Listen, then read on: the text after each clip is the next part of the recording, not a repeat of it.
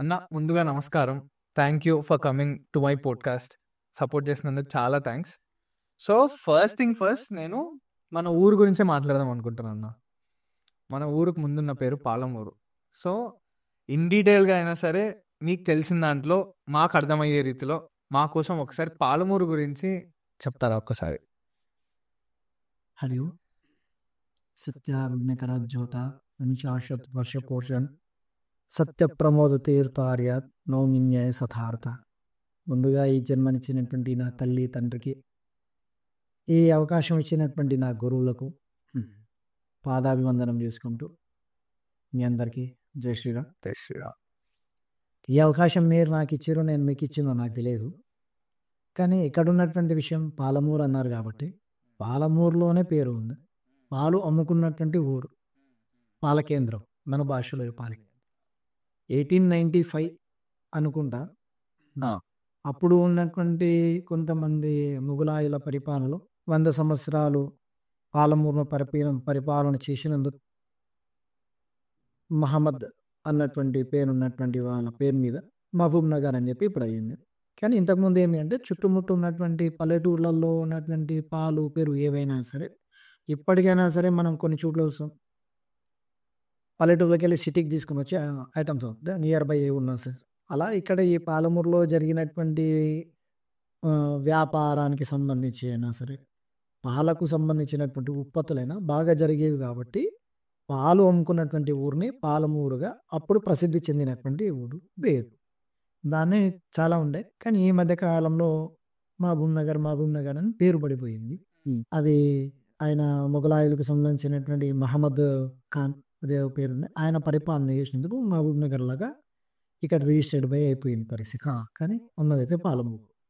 So అంటే before that, అంటే అంతకుముందు కూడా చౌలవాడి అని కూడా అనేవారు అని కూడా విన్నాను. చౌలవాడి అంటే ఇక్కడ ఒక్కొక్క భాషలో ఒక్కొక్కలాగా మాట్లాడుంటుంది కాబట్టి, ఇప్పుడు మన పాలమూరు కూడా దగ్గర ఎంత లేనా నాకు తెలిసి ఒక 20-30 వర్ణాల వాళ్ళు, అంటే వివాహారం ఉన్నటువంటి వాళ్ళు, గుజరాత్ వాళ్ళైనా సరే, పంజాబ్ వాళ్ళైనా సరే, లేదా ఆగ్రా వాళ్ళైనా సరే, లేదా మిగతా వాళ్ళైనా సరే ఇక్కడ వచ్చి వృత్తి చేసుకుంటున్నారు, పని చేసుకుంటున్నారు, వ్యాపారం పెట్టుకున్నారు. కాబట్టి ఆ విధంగా కలయిక కలిసింది కాబట్టి ఆ విధంగా అయినా సరే అన్ని కలిసే ఉన్నాయి ఇక్కడ మనం పుట్టి మనం పెరిగినామని కాకుండా వేరే రాష్ట్రాల నుంచి వచ్చినటువంటి వాళ్ళు ఉన్నారు. ఇప్పుడు బయట స్వీట్ హౌస్లు చూస్తాం, స్వీట్ హౌస్ చూస్తే రాజస్థాన్కి సంబంధించినటువంటి వాళ్ళు ఉన్నారు, బండలకు సంబంధించినటువంటి వాళ్ళు, ఇప్పుడు వాళ్ళు కూడా బిజినెస్ చేస్తున్నారు మన పాలమూరులో కాబట్టి వాళ్ళైనా ఇక్కడ స్టేట్ వాళ్ళు కాదు. సో స్వీట్ హౌసెస్, ఆ తర్వాత మన పానీపూరి బండి ఇక్కడ వాళ్ళు కాదు, వాళ్ళు కూడా రాజస్థాన్ నుంచి వచ్చినటువంటి వాళ్ళు ఉన్నారు. అట్లా పురాతన కింద పోతే ఎక్కడెక్కడ వాళ్ళు వచ్చి ఇక్కడ చేస్తున్నారు. కానీ ఇక్కడ ఉన్నటువంటి ఇంకో చిన్న లోపం కూడా ఉంది, ఇది చెప్పొచ్చు అయ్యో చెప్పండి అన్న ఖచ్చితంగా. ఏమి అంటే మన వాళ్ళకు జ్ఞానం పెరిగిందని అనుకోవాలా, అహంకారం పెరిగిందని అనుకోవాలా అది తెలియదు. ఎందుకంటే lorry driver, lorry cleaner Punjab వాళ్ళ దాంట్లో బాగుంటారు. ఓకే, పంజాబ్ వాళ్ళ ఓకే. ఒకటి హార్డ్ వర్కర్. ఇంతకుముందు మన చుట్టుముట్టు ఊర్లకి వెళ్ళి మన పాలమూరుకు వచ్చి రోజు కూలీ కింద పనిచేసేవాళ్ళు చాలా మంది ఉండేవాళ్ళు. ఇప్పుడు రోజు క్రమంగా చాలా వరకు తగ్గిపోయి ఏమైపోయింది అంటే మన వాళ్ళు ఎక్కడో కాశీ, ఎక్కడో హరిద్వార్, ఎక్కడో అయోధ్య, ఎక్కడెక్కడనో బీహార్ నుంచి వర్కర్స్ తీసుకొని వచ్చి హోటల్లో పెట్టుకుంటున్నారు సర్వీస్ చేయడానికి. అవునవునవును, అది నిజం. అంటే ఇక్కడ ఉన్నటువంటి వాళ్ళకు ఉద్యోగం లేనట్టే కదా, పని లేనట్టే కదా. అంటే సోమర్పుతనం ఎవరిది? మన వాళ్ళదే అవుతుంది కదా. ఈరోజు ఓకే, ఈరోజు కానీ దీనికి ఒక చిన్న ఫర్ ఎగ్జాంపుల్, అమెరికాలో ప్రజెంట్ అదే పొజిషన్ నడుస్తుంది. చుట్టుముట్టున్నటువంటి దేశాల వాళ్ళందరూ కూడా సాలరీస్ బాగున్నాయి, అక్కడ అకామిడేషన్ బాగుంది, ప్యాకేజ్ బాగుంది, లేదా ఎడ్యుకేషన్ బాగుంది అని అని అని అని పోవడం వరకు అక్కడ ఉన్నటువంటి వాళ్ళ వరకు ఉద్యోగాలు దొరుకుతలేవని చెప్పి వాళ్ళు ఏమంటున్నారు, డైరెక్ట్గా రాకండి అని చెప్పేస్తున్నారు. అవును అవును. ఈ రోజు రేపు పాలమూరులో కూడా అదే పరిస్థితి అవుతుంది. ఎందుకంటే ఉన్న వాళ్ళకు లేదు, వీడ బుద్ధి లేదు. సరే మరి నాకు 10,000 వస్తాయి, 20,000 వస్తాయా, ముందైతే వర్క్ స్టార్ట్ చేయాలి. స్టార్ట్ చేసిన తర్వాత నువ్వు 50,000 డిమాండ్ చేసుకో, 80,000 డిమాండ్ చేసుకో. ఎందుకంటే వర్క్ నీ దగ్గర ఉన్నాడు, వాడు నీకు ఇస్తాడు ఆఫర్. వర్కే లేనప్పుడు నువ్వు పోయి నాకు 50,000 ఇస్తావా అంటే వాడు ఎక్కడికి వెళ్ళి ఇస్తున్నాడు, వాడు కూడా కష్టం. కష్టం. ఇక్కడ పుట్టి ఇక్కడ పెరిగి నీకు సరిపోయినటువంటి జీతం అడిగితే వాడు కూడా ఇవ్వడానికి సిద్ధం. కానీ నువ్వు ఫుల్ డిమాండ్ చేసేదానికి వాడు ఏమంటాడు, గుత్తా కింద వాడు ఫ్యామిలీ మాట్లాడడానికి వస్తాడు, రూమ్ ఇస్తాడు, ఏనే ఉన్నాడు అని చెప్తున్నాడు, కానీ ఎంచుకుంటున్నాడు. అవును అవును. కాబట్టి ఇక్కడ లాస్ అయ్యేది ఎవరు? మళ్ళీ మనమే అన్ని అంతా మన ఇక్కడ జ్ఞానం అనుకోవచ్చు, లేకపోతే పనితనం లేదనుకోవచ్చు, తెలియదు. కానీ నా కళ్ళ ముందర జరిగినటువంటి చిన్న విషయం మాత్రం, మన పాలమూరులో వాటర్ ట్యాంక్స్ ఎన్ని ఉన్నాయి? పెద్దలు 1 2 3 4 ఆల్మోస్ట్ 5 దాకా ఉంటాయి పెద్దవి. అయితే నా కళ్ళ ముందర జరిగినటువంటి విషయం ఏంటంటే 2006 6 నేను వేదం నేర్చుకునేటప్పుడు ఇండస్ట్రియల్ ఏరియాలో వాటర్ ట్యాంక్ అప్పుడు కన్స్ట్రక్షన్ నడుస్తుంది. Okay okay. అప్పుడు స్టార్ట్ అయింది అది, బేస్మెంట్ కాబట్టి Okay. ఇండస్ట్రియల్ ఏరియాలో. అదే అదే. అయితే ఆంధ్ర వర్కర్స్ వచ్చారు, ఆంధ్ర నుంచి. మార్నింగ్ 5:30 6కి మేము క్లాస్కి వెళ్తాం. మాకు వేదం కావాలంటే ఉదయం వెళ్తాం, పొద్దున్న. ఏ టైం అంటే అవును అవును. సో 6కి వాడు వర్క్ స్టార్ట్ అయ్యిందంటే 10 గంటల వరకు వాడు కదలడు మెదలడు.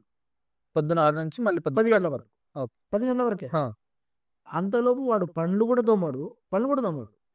అయిపోయి కూరగాయలు తెచ్చిందా, వంట చేసేవాడు వంట చేస్తూనే ఉంటాడు. వీడు ఉదయం నిద్ర లేసుకమే పనికి అటాక్ చేస్తాడు వీడు. కానీ వీడు ఎట్లా అంటే గుత్తో మాట్లాడుకుంటాడు. వర్కర్స్కి వస్తారు, ఒక వేసుకోవడానికి కింద చాప ఉండదు, కప్పుకోవడానికి ఒక కప్పుకునేది ఉండదు. అంటే వాడు పడుకోవడానికి కూడా నాకు ఇట్లా ఇది కావాలి అన్న ఏం లేదు. నేను పనికి వచ్చిన, నేను వర్క్ చేయడానికి వచ్చిన, అనియే కాన్సెప్ట్ అదే. సో వాడు బయట హోటల్ తిండి కూడా నువ్వు తినమంటే కూడా తిన్నాడు. ఎందుకంటే నాకు వెయిట్ పడుతుంది అంటాడు వాడు. అవును అవును. వాడు వెయిట్ పడుతుంది అని చెప్పి అంటాడు. ఎందుకంటే నాకు కూలీ డైలీ ఇంత. ఇప్పుడు నేను హోటల్లో తిన్నా అంటే 50 రూపాయలు 100 రూపాయలు నేను పే చేయాలి. సో నాకు వేస్ట్ అది. నాకు 25 రూపాయల భోజనమే నాకు కావాలి, అది కడుపునిండా భోజనం కాదు. కాబట్టి వాడు ఏం చేస్తాడు అంటే ఉదయం 6 నుంచి 10 గంటల వరకు పని చేశాడు. పని చేసి ఈవినింగ్ 4 o'clock వరకు రెస్ట్ తీసుకుంటాడు. మళ్ళీ evening 4 o'clock work ఎక్కిందంటే night 10 o'clock వరకు నోట్లో లైట్ పెట్టుకుని వర్క్ చేసిన వాళ్ళని చూసిన నాకన్నా ముందు. మరి ఇక్కడ తెలంగాణ వాళ్ళు ఉన్నారు కదా, మరి అక్కడ వాళ్ళకి ఎందుకు ఇచ్చిరబా వీళ్ళు అని అనిపించేది. కానీ కొంతమందిని చూస్తాం మాత్రం నాకు నిజంగా ఏమనిపించేది అంటే, వీడు డే మొత్తం కష్టపడితే వీనికి వచ్చే అమౌంట్ ఎంత? ఇప్పుడున్న జనరేషన్ ప్రకారం 500, 600, 700, 800.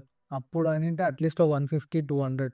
అయితే నేను చూసిన కాడికి చాలా మంది చెప్తున్నా, ఇప్పుడు నేను ఒక పురోహితుడిని, అర్చకుడిని, plus one of the farmer. నేను వ్యవసాయం చేస్తాను, నాకు 4 ఎకరాల భూమి ఉంది, ఇప్పటికీ పొలం పని మీద పోతూనే ఉంటాను. అయితే పొలంలో నాకు ఎలాంటి సిగ్గు లేవు, ఎందుకంటే నా తాత ముత్తాతలకి వెళ్ళి వచ్చినటువంటి వంశపారపర వృత్తి అది, వృత్తి నా. కాబట్టి ఇక్కడ నేను లుంగి కట్టుకుంటా, అక్కడ పోయి లుంగి పైకెత్తి కట్టుకుంటా. సో నారేయడం వచ్చు, నారు కొయ్యడం వచ్చు, నాగలి పట్టడం వచ్చు. సో దేవుడి దాని నుంచి మా నాన్న నేర్పిన ఒక చిన్న. అయితే వర్కర్స్కి శాలరీ పెరగడంలో నేనేమో వద్దు అని హ్యాపీ ఫీల్ అవుతా, కానీ దానికి వర్త్ నువ్వు వర్క్ చేస్తున్నావు, అది మోస్ట్ ఇంపార్టెంట్ కదా. వర్త్. ఇప్పుడు నన్ను పూజలు పిలుస్తారు, నా ప్రొఫెషన్ లెక్కేసుకుంటున్నాను.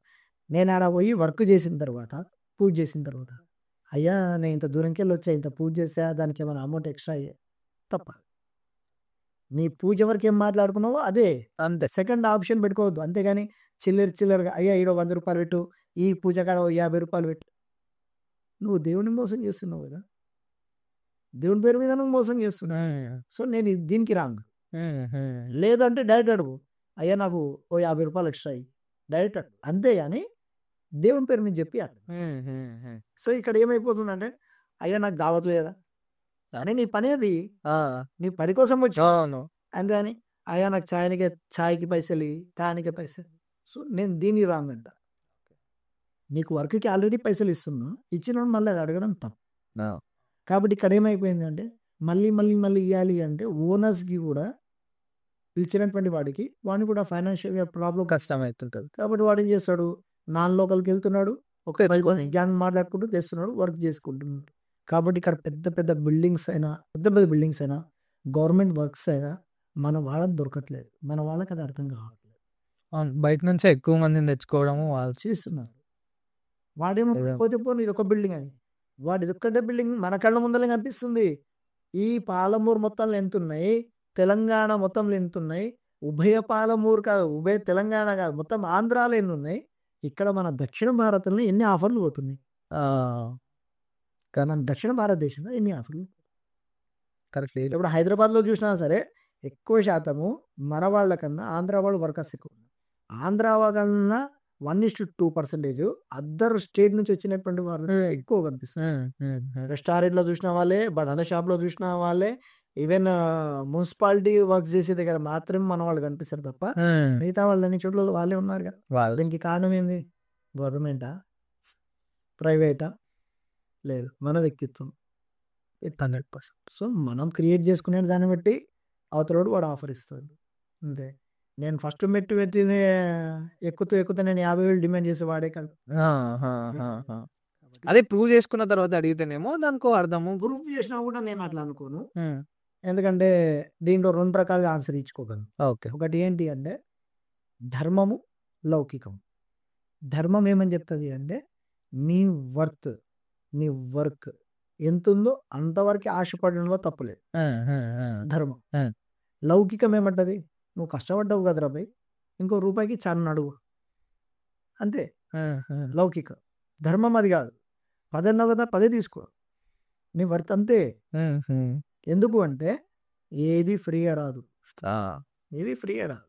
పాపమైన ఫుడ్ ఫ్రీగా రాదు, డబ్బు ఫ్రీగా రాదు. ఇక్కడ జనాలను మోసం చేయాలి అనుకుని డబ్బు సంపాదించినటువంటి వాళ్ళు కూడా మనం చరిత్రలో చూస్తే ఎంతో మంది ఎంతో కఠినమైనటువంటి చావు కొని తెచ్చుకున్న వాళ్ళు కూడా ఉన్నారు కదా. ఫర్ ఎగ్జాంపుల్ ఇప్పుడు ఉన్నటువంటి దాని ప్రకారంగా ట్రేడింగ్, బెట్టింగ్. మరి ఎంతమంది సూసైడ్ చేసుకోవట్లేదు? రీసెంట్ గా చాలా క్రాషెస్ జరిగినాయి, చాలా మంది ఫీల్ దానికి ఎవడు బాధ్యత? ఇవ్వడానికి ఉండదు కదా. కొన్ని కష్టపడి బ్యాంకులలో పెడితే బ్యాంకులు కూడా కొన్ని లూటీ అయినవి కూడా ఉన్నాయి కదా. అయితే దీన్ని ఇంకో విధంగా చెప్పాలి అంటే కర్మ. కర్మ సిద్ధాంతం. కర్మ. సో 100 మందిలో ఒక 10 మంది కర్మ సిద్ధాంతం కింద దెబ్బ పడేది ఉంటుంది, పడుతుంది. ఉన్నవాడికైనా లేనివాడికైనా ధర్మమే ఇక్కడ ఏంది. కాబట్టి మనం కూడా నేను చేసేది రైట్ ఆర్ రాంగ్ అనేది ఫస్ట్ ఆఫ్ ఆల్ మన ఆత్మశోధన చేసుకోవడం మంచిది. ఆత్మశోధన లేనిది అది పంచభక్ష పరమన్నాలైనా నా దృష్టిలో కాదు. అంటే ఇప్పుడు కర్మ అన్న టాపిక్ వచ్చింది కాబట్టి అసలు ఇది ఎట్లా వర్క్ అవుతుంది అన్న? పక్కా వర్క్ అవుతుంది. అంటే నేను కొన్ని విన్నా, అంటే పాత జన్మలు ఇట్లా చేస్తే ఇప్పుడు ఇట్లా అయింది, అది కూడా కర్మ అంటారా? రీసెంట్ గా నా కళ్ళ ముందు జరిగిన ఒక పర్సన్ చెప్తా. 2003 ఓకే. నేను స్కూల్ ఏజ్ 9th అయిపోయి 10th సమ్మర్ హాలిడేస్. ఓకే. మామూలుగా మన చిచ్చోర బ్యాచ్ ఉంటాం, చిల్లర బ్యాచ్. పండుకున్న నోట్లో ఏదో పెట్టడం, పండుకున్న నోట్లో ఏదో పెట్టి వాడిని నిద్ర డిస్టర్బ్ చేయడం లాంటివి ఉంటాయి. అయితే వీనికి దూల ఏంటి అంటే జంతువుల మీద అటాక్ చేయడం, అనుకున్న కుక్కల్ని రాయితోటి కొట్టడం, వాడిని గెలకడం వీనికి బాగా చిన్నప్పటికే ఉన్నటువంటి ఆశ. అయితే ఎన్నోసార్లు చెప్పాడు, అంటే ఒక జీవిని హింస చేయడం మంచిది కాదురా, అది దాని దారిలో అది ఉంది. వీడు పోతా కాదని బైక్ తీసుకెళ్ళి దాని కార్ల మీదకి వెళ్ళిపోవడం, లేదా పడుకున్నప్పుడు కాలేసి తొక్కడం, లేదా తోక మీద కాలు పెట్టి అయితే వీడు ఏం చేసిండు అంటే దీపావళి పండుగకు తెచ్చుకున్నటువంటి సుడిసుడిపత్తులు ఏవైతే ఉంటాయో అది తెచ్చుకొని వీడు స్టోరేజ్ పెట్టుకుంటాడు. వాడు దీపావళి పండుగ కాల్చాడు ఉంటారు, కొందరు ఉంటారు కాల్చాడు. అది అయిపోయిన తర్వాత వీడు ఏం చేశాడంటే పండుకున్న బర్ల కాడికి జంతువుల కాడికి వెళ్ళి కాల్చి వాతలు పెడతాడు. వీనికి ఎన్నోసార్లు చెప్పాడు వద్దురా, వినలే. కర్మ సిద్ధాంతం నా కళ్ళ ముందు జరిగిన కర్మ సిద్ధాంతం. అంటే నువ్వు చేసింది నువ్వు అనుభవిస్తుంది. అయితే రీసెంట్గా 2016లో మనకు ఒక హెల్త్ ఇష్యూస్ వచ్చాయి. ఆఫ్టర్ అంటే 13 సంవత్సరాల తర్వాత 2016 ఎగ్జాక్ట్ అదే 13 శ్రీరామనవమి అయిపోయిన తర్వాత ఎండలు స్టార్ట్, బీభత్సంగా ఎండలు ఉంటాయి. అయితే వానికి ఒక 3 days స్టమక్ పెయిన్ వచ్చింది. 3 days. వాడు నార్మల్ ఏమనుకున్నా, నేను తినలేదు కాబట్టి, అంటే టైంకి ఫుడ్ లేదు కాబట్టి, టైంకి నిద్ర లేదు కాబట్టి వచ్చిందేమో. వాడంగా వాడే సెల్ఫ్ డాక్టర్ లాగా ఇంకా అన్ని వేసుకున్నాడు, మధ్య తాగిండు, యూజ్ చేసుకున్నాడు, స్టమక్ పెయిన్ కి సంబంధించిన అన్ని మెడిసిన్స్ యూజ్ చేసిండు, ఇక్కడ తగ్గలే. తర్వాత డాక్టర్ కాడికి తట్టుకోలే, పైల్స్ అయినాయని చెప్పారు. కారణం ఏంటి? మళ్ళీ వాడు నాన్ వెజ్ తినవాడు, నాన్ వెజ్ కూడా తినాడు. కారణం ఏంటి? కర్మ సిద్ధాంతం. కాబట్టి ధర్మం చెప్పినటువంటి విషయం ధర్మం. ఓపెన్ చెప్పు అనేది ధర్మం. ఉమ్, నువ్వు ఏ రూట్లో ఏది అనుకుంటావో అది నీకు ఆన్సర్ వస్తుంది. సీరియస్గా ఈ పంచభూతాల దగ్గర పెట్టుకొని గెలిచినటువంటి దాఖలాలు ఉన్నటువంటి వాడు ఎవడు లేడు. ఉమ్, ఉమ్. పంచభూతాలకు అంత శక్తి ఉంది, కనిపించవు కనిపించవు కనిపించవు అంతే. కానీ రియాక్షన్ మాత్రం గట్టిగా చూపిస్తాయి. అది ఎవరికైనా సరే, ఇక్కడ కులం లేదు, మతం లేదు, జాతి లేదు, వర్ణం లేదు, కర్మనే వెంటాడుతూనే ఉంటుంది. మనం ఉదాహరణ అనుకోకుండా ఆపదలు, నిజమైనటువంటి ఆపదలు ఉన్నటువంటి వాడికి మనం 10 రూపాయలు ఇచ్చినాము అంటే ఉమ్, భగవంతుడు మనకు సహకారం చేస్తాడని చెప్పడానికి నా దగ్గర 100 ఎగ్జాంపుల్స్ ఉన్నాయి. అది నా జీవితంలోనే, నేను ఇంకొకరికి చెప్పాల్సింది లేదు, నా జీవితంలోనే. ఉదాహరణ 2019లో నా ఫ్రెండ్ మీద పోలీస్ కేసు అయింది. ఓకే. అనుకోకుండా నెల్లూరుకి వెళ్ళాడు, అక్కడ పోలీస్ కేసు అయింది, అక్కడ పట్టుకున్నారు. ఫోన్ చేసి ఇంట్లో ఉన్న హార్డ్వేర్, ల్యాప్టాప్ అవి ఇవి మొత్తం తీసేసేయాలి అని చెప్పి అన్నాడు. అయితే విచిత్రంగా ఏం జరిగింది అంటే, నేను నాతో పాటు 5 మంది దోస్తులు ఉమ్, ఉమ్, ఉమ్. కార్ తీసుకొని నైటే వెళ్ళాము. ఓకే. వెళ్తే విచిత్రంగా మన దగ్గర ఎంత అప్డేట్కి వచ్చినా సమ్టైమ్స్ మన నెట్వర్క్ పనిచేయవు. అవును, అవును. అది ఎంత పెద్ద నెట్వర్క్ ఉండని నెట్వర్క్ పనిచేయదు, సిగ్నల్స్ ఉందో. అక్కడిక్కడ కాకుండా మేము అడవిలో ఇరుక్కున్నాం. ఆ, ఓకే ఇరుక్కు- ఓకే. హా, హా, హా. అది కూడా ఎప్పుడు రాత్రి 1:30 పావుదాకా 2 అవుతుంది. కనీసం మేము ఒక మనిషిని అడగాలి అన్నా కూడా నియర్ బై 20 కిలోమీటర్స్ దాటితే గానీ మాకు ఒక మనిషి కనిపించాడు. ఉమ్, ఎగ్జాక్ట్గా మేము మధ్యలో ఉన్నాం. ఉమ్. ఆడ 3 రూట్లు ఉన్నాయి. 3 రూట్లలో ఒక్కొక్క రూట్ ఒక్కొక్క సైడ్ వెళ్తాయి. ఓకే. మేము ఏ రూట్కి వెళ్ళాలో మాకు అర్థమవుతలేదు. ఇంకా అర్థమవుతుంది. ఆ డైరెక్షన్స్ కూడా ఏం లేవేమో. కానీ నాగుపాము దాడి చూపించింది. అబ్బా, అంటే అట్లెట్లా? నాగుపాము ఎందుకు అంటే, ఆ, నా ఫ్రెండ్ విజయ్ రెడ్డి అని చెప్పి మెకానిక్, బైక్ మెకానిక్. ఓకే. ఆ, నార్మల్గా ఆ అబ్బాయి కొంచెం భయం ఎక్కువ, ఉమ్, ఓకే. ఇలాంటి విషయాలలో ఇంకా భయం ఎక్కువ. ఉమ్, ఉమ్, ఉమ్. విజయ్కి పోయేదా అని చెప్పిన, కార్లో ఎక్కించుకున్నా. కార్లో ఎక్కిన తర్వాత విషయం చెప్పిన. ఎక్కిన తర్వాత ఆయన ఏమన్నాడు, నీ మీద నమ్మకంతో వస్తున్నాను. నా మీద నమ్మకంతో వస్తున్నావు కదా, Right. నమ్మకంతో నేను కాపాడుతాను. అంతే. ఆ, సో విష్ణు, విజయ్, నేను ఉమ్. తర్వాత భగీరథ కాలనీలో వేగమాంబ, వెంగమాంబ. వేగమాంబ. నాకు ఛాన్స్ ఇస్తాను. ఆహా, ఓకే. మేము 4 కలిసి ఉన్నాం కార్లో. మేము ఓకే. ఆడికొందాడు, అందరివి ఫోన్లు ఉన్నాయి, సిగ్నల్స్ ఉన్నాయి, నెట్వర్క్ పని చేస్తలేదు. మేము జీపీఆర్ఎస్ పెట్టుకున్నాం, లొకేషన్ పెట్టుకున్నాం, బయటికి వెళ్తలేము ఎందుకంటే ఆ నెట్వర్క్ కనిపిస్తుంది. అప్పుడే మా వాడికి ఏమి అంటే నరసింహస్వామిని అంటే భయం పడుతూ భక్త ప్రహ్లాద సినిమాలకి వెళ్ళి ఓం నమో నారాయణ అన్న పాట పెట్టినాను. నార్మల్గా నా ఇంటి దేవుడు, నా ఇంటి దేవుడు నరసింహస్వామి. ఓకే. అయితే డ్రైవింగ్ సీట్లో నేనే కూర్చున్నా, డ్రైవింగ్ చేయడానికి. సో బండి ఆఫ్ చేసిన. అడవిలో ఉన్నాం, చిమ్మ చీకటి, కానీ మా అదృష్టానికి ఆ రోజు పౌర్ణమి ఉన్నాం. ఉన్నమి. అది కూడా ఏడున్నా అంటే ఎగ్జాక్ట్ గా మైసమ్మకు నియర్ బై ఒక 2 కిలోమీటర్స్ దూరంలో ఉన్నా. ఓకే. ఓకే. ఫతేపూర్ మైసమ్మ కాదు, వేరే ఒకరి పొలంలో ప్రత్యేకంగా అమ్మవారిని పెట్టుకున్నారు. ఓహో. ఆ అమ్మవారికి నేను పూజ చేసేవాడిని. ఓకే. ఎవ్రీ ట్యూస్డే వెళ్ళి నేను పూజ చేసేవాడిని. ఆ అమ్మవారికి ఒక 2 కిలోమీటర్స్ డిస్టెన్స్ లో నేను ఉన్నా. సో వెనక నా ఈ పెనక అమ్మ ఉందని ఒక నమ్మకం. ఈ పెనక అమ్మ ఉంది, ముందర మా నాయన అంటే నరసింహస్వామి. సో బండి ఆఫ్ చేసిన, మా నాయనకి దండ పెట్టిన, నాయన లొకేషన్ చూపించి బయటపడాలి అంతే. సో ముందర వచ్చి సర్పం నిలబడ్డది. ఇంక భయంతో ఇంకా ఆగలేక నరసింహస్వామి పాట పెట్టాడు, ముందర సర్పం వచ్చాడు. అయితే విచిత్రంగా మమ్మల్ని చూస్తుంది, కార్లోకి వెళ్ళి డూకుతుంది. అంటే మేము కార్లో కూర్చొని డూకుతుంది. సో మేము వేసిన లైట్ వల్ల డిస్టర్బ్ అవుతుందేమో అని చెప్పి లైట్ ఆ వేసింది. నెట్లు ఇట్లా తిప్పింది, అక్కడ తిప్పింది ఎత్తి, అక్కడ తిప్పి ఇట్లానే. అంటే ఈ రూట్లో బొమ్మని చెప్తుందా లేకపోతే తను పోవడానికి ఇదే చూపించుకుంటుందా నాకు తెలియదు. అమ్మ లైట్ ఆన్ చేసింది, అదే సిగ్నల్ 3 సార్లు ఇచ్చిందను. Okay right. కార్లోకి వెళ్ళి దిగినా, దూరంకి వెళ్ళి దగ్గరకు వెళ్ళి ధైర్యం లేదు. సార్ నీవే నమ్మకంతో ఈ రూట్లో అయితే ఓ తాగి చెప్పిరా, బట్టి స్టార్ట్ చేసిన. షాద్నార్ బయటికి వెళ్ళి బయట పడ్డా. అట్లా చాలా విషయాలలో భగవంతుడు అంటే మనం పెట్టుకున్న నమ్మకం అని ప్రూవ్ చేయడానికి కొన్ని విషయాలు అయితే ఉన్నాయి. ఓకే. అది చాలా వరకు భగవంతుని నమ్మిన, అది ఏ దేవుడని ఉన్నని, ఏ మతం ఉన్నని, ఏ సాంప్రదాయం ఉన్నని, మనం భగవంతుణ్ణి గాఢంగా నమ్మినప్పుడు భగవంతుడు కంపల్సరీ ఛాన్స్ అవుతుంది. నేను అన్ఎక్స్పెక్టెడ్గా బైక్లో పెట్రోల్ చూసుకోకుండా బైక్లో పెట్రోల్ ఎక్కడో బండి అయిపోయి ఉంటుంది. అన్ఎక్స్పెక్టెడ్ ఎవరు వచ్చి అయ్యగారు బండి నువ్వు ఇది తీసుకోను నేను సో ఆ టైంలో నాకు అది వాడే దేవుడు. ఖచ్చితంగా సో నిజంగా. దేవుడు వాడు అన్ఎక్స్పెక్టెడ్ పంపించిన కాదు, వాడు ఎక్స్పెక్టెడ్ వాడు పంపించిండు. కాబట్టి నేను నమ్మే సిద్ధాంతం అయితే నేను దేవుడిని నమ్మాను. ఇక్కడ మన భాషలో చెప్పాలి అంటే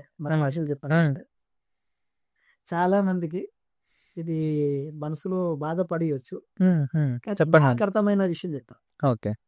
దేవుడు ఏ దేవుడు ఉన్నది, గణపతి, గణాలకు అధిపతి అయినటువంటి గణపతి నుంచి ప్రారంభం చేసుకొని నారాయణమూర్తి వరకు. ఓకే. నువ్వు నమ్మే గురువు అయినా సరే ప్రతి ఒక్క దేవుని విగ్రహం కానీ ప్రతి ఒక్క దేవుని ఫోటో కానీ రైట్ హ్యాండ్ ఇట్లా లేచి ఉంటుంది. అవును, రైట్ హ్యాండ్ ఎప్పుడు ఇట్లా ఆశీర్వదిస్తున్నట్టుగా ఉంటది. దాని అర్థం ఏంటి? దీని అర్థం తెలుసుకుంటే నిజంగా చెప్తున్నా, దేవుడు అంటే మనకు అర్థమైనట్టే. అవునా? అంటే ఆశీర్వదిస్తున్నట్టే కాదా మరి? అంటే నా దృష్టిలో నేను ఓకే మీ దృష్టి ప్రకారం నాకు అర్థమైంది. నువ్వేం చేసుకుంటావు అదే నీకు ఇస్తా. నువ్వు నాతోటి ఎలా ఉంటావు, నేను నీతోటి అలా ఉంటా. నాకు ఏది పెడతావు నీకు అదే పెడతా. ఓకే. దేవుడు నా వాడని నేను ఫీల్ అయినప్పుడు దేవుడు ఫీల్ అవుతాడు, వీడు నా వాడు. ఓకే. నేను ఫార్మాలిటీకి దర్శనానికి వెళ్తున్నాను, వాడు ఫార్మాలిటీ పట్టించు. ఏరా బాగున్నావా అయితే ఇనఫ్. ఓకే. నేను దేవుడి కోసం ఉపాసం ఉంటా. నాకు పంచపక్ష పరమాణాలు పెట్టిస్తాడు, వాడు పెట్టిస్తాడు. నేను ఎక్కడ ఉపాసం ఉండనియాడు. కానీ నా వృత్తి రీత్యా నేను కొన్ని సమయాలలో పదార్థం స్వీకారం చేసి భగవంతుని ఆరాధన పనికిరాదు కాబట్టి ఉపాసవాడు ఉంటాం. కానీ నెక్స్ట్ మినిట్ నాకు పంచపక్ష పరమాణాలు ఏ విధంగా పెట్టిస్తాడు పరమాత్మ. అంతే. అదే కారణం ఏంటంటే నాకు ఉదయం ఉపాసం పెట్టాడు కదా, ఇప్పుడు నాకు భోజనం పెడుతున్నాడు. ఓకే సరే, ఈరోజు నాకు 10 రూపాయలు లాస్ అయ్యా. ఓకే, నేను ఎక్కడో జన్మలో 10 రూపాయలు బాకీ ఉన్నా, ఇప్పుడు వెళ్ళిపోయినా అంతే. సో నేను సేఫ్, నేను టెన్షన్ లేదు అన్న మైండ్ సెట్ నాది. అంటే సూపర్ అన్న. సో ఇప్పుడు యాక్చువల్గా పోడ్కాస్ట్ స్టార్ట్ చేద్దాం అని అనుకుంటున్నా. అంటే ఒక జస్ట్ బ్రీఫ్ ఇస్తున్నా ఎట్లా ఉండబోతుంది అనేది. మేబీ ఇప్పుడు నేను అడిగే క్వశ్చన్స్ వింటే మీకు నేను ఎయిథిస్ట్ కానీ నాస్తికుల్లా కూడా అనిపించచ్చు. బట్ స్టిల్ ఇన్ డీటెయిల్గా మనం మాట్లాడుకుందాం ప్రతిదీ కూడా. ఫస్ట్ థింగ్, ప్రతిదీ జాతకాలు, జ్యోతిష్యాలు, భక్తి అన్నీ మాట్లాడదాము. సో ఫస్ట్ నేను చిన్నప్పటి నుంచి చిన్నది ఒకటే అన్నా, తలరాతల రాసి ఉంటుంది, అది రాసి ఉంది కాబట్టి నీకు జరిగింది. ఓకే, ఇది నేను చిన్నప్పటి నుంచి ఓకే. నాకు ఎదిగే కొద్దీ వచ్చిన డౌట్ ఏంటి అంటే, నిజంగా బ్రహ్మదేవుడికి అంత టైం ఉంటుందా మన గురించి రాసేంత? ఇది నాకు చిన్నప్పటి అంటే ఎన్నో కోట్ల మంది, ఓకే, ఎన్నో కోట్ల జీవరాశులు గట్టిగా మాట్లాడతాయి. ఇంతమంది జీవరాశుల్లో నేనెంత, పాలమూరులో ఎన్నో చిన్న వ్యక్తిని నేను, నా గురించి కూడా రాసి ఉంటాడా దేవుడు అనేది ఇది నాకు వచ్చే అల్టిమేట్ క్వశ్చన్. దానికి నాకు నేను ఇచ్చుకున్న ఆన్సర్ కూడా ఎట్లుందంటే, దేవుడు ప్రతిదీ అయితే రాసున్నాడు అని నేను అనుకొని, మేబీ దేవుడు నీకు ఆప్షన్స్ ఇస్తాడేమో. నీ ముందలో కొన్ని మార్గాలు పెట్టి, ఇట్లా ఫర్ సపోజ్ మంచి చెడు రెండు ఇచ్చి, నువ్వు మంచి చేస్తే ఇట్లా అవుతావు, చెడు చేస్తే ఇట్లా అవుతావు అని నాకంటూ నేను సృష్టించుకున్న ఒక జవాబు ఇది. ఇది నిజమా లేకపోతే నిజంగానే రాసి ఉంటాడా అంటే, ఒకసారి దీని నుంచి నేను అడిగిన క్వశ్చన్ మీకు డీటెయిల్గా అర్థమైంది కదా. సో ఒకసారి దీని నుంచి ఒకసారి డీటెయిల్గా. ముందు బ్రహ్మదేవుడికి ఒకసారి సడన్ అహంకారం వస్తుంది. సృష్టిని సృష్టించేది నేనే అంటే క్రియేటివిటీ. అయితే అహంకారం పెరిగిపోయి ఎవరిని లెక్క చేయడు. అయితే వీటన్నిటికీ మాస్టర్కి నారాయణమూర్తి.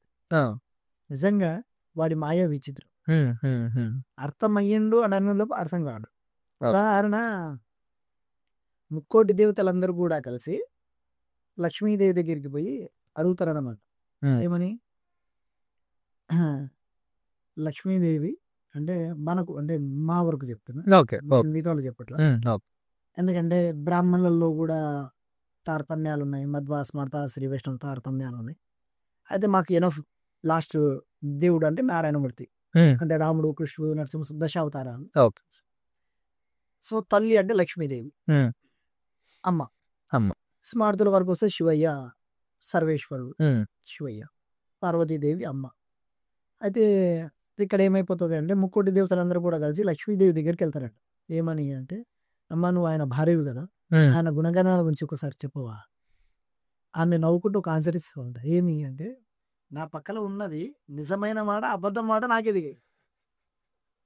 ఓకే. ఎందుకంటే వాడు మాయావి, పరమాత్ముడు మాయావి. పరమాత్మ. పక్కన కూర్చున్నట్టే ఉంటాడు, నాతోటి మాట్లాడతాడు, ఆడతాడు, ఆడుకుంటాడు. కానీ ఆల్రెడీ ఎవరికో కమిట్మెంట్ ఇచ్చి ఆల్రెడీ మళ్ళీ ఆడు వెళ్ళాల్సి తింటాడు. 4 లోకాలలో ఏ ఏ అణువులలో ఏ ఏ సమయాలలో ఎక్కడెక్కడ ఏమేం చేస్తాడో అని తెలుసుకోవడము, నేను 100 జన్మలెత్తినా కూడా పరమాత్ముని నేను తెలుసుకోలేను.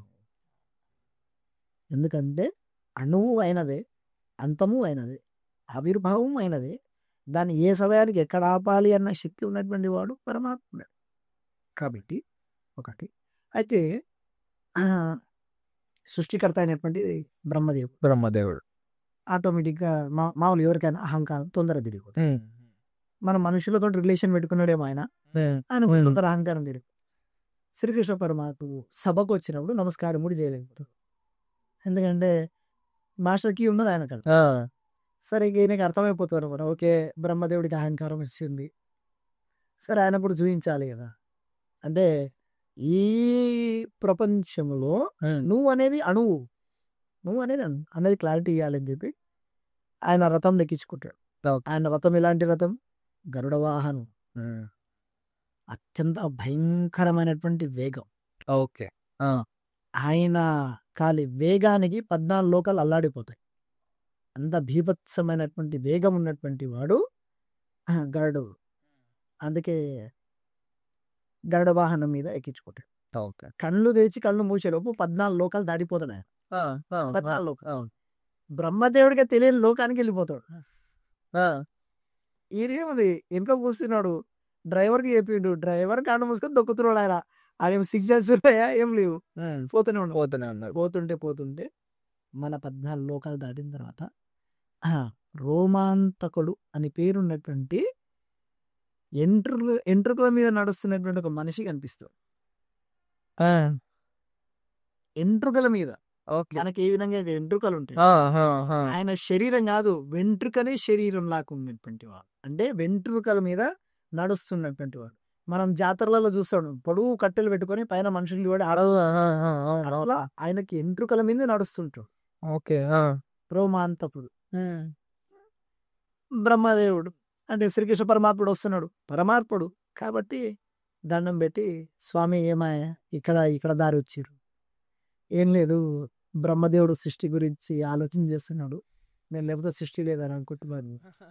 ఈయన ఒకటి, ఈయన దానిలో నేను నా ఇష్టం లేదు, ఈయన నేను ఎప్పుడు క్రియేట్ చేసిన, ఇంత వెరైటీగా నేను ఎట్లా క్రియేట్ చేసిన?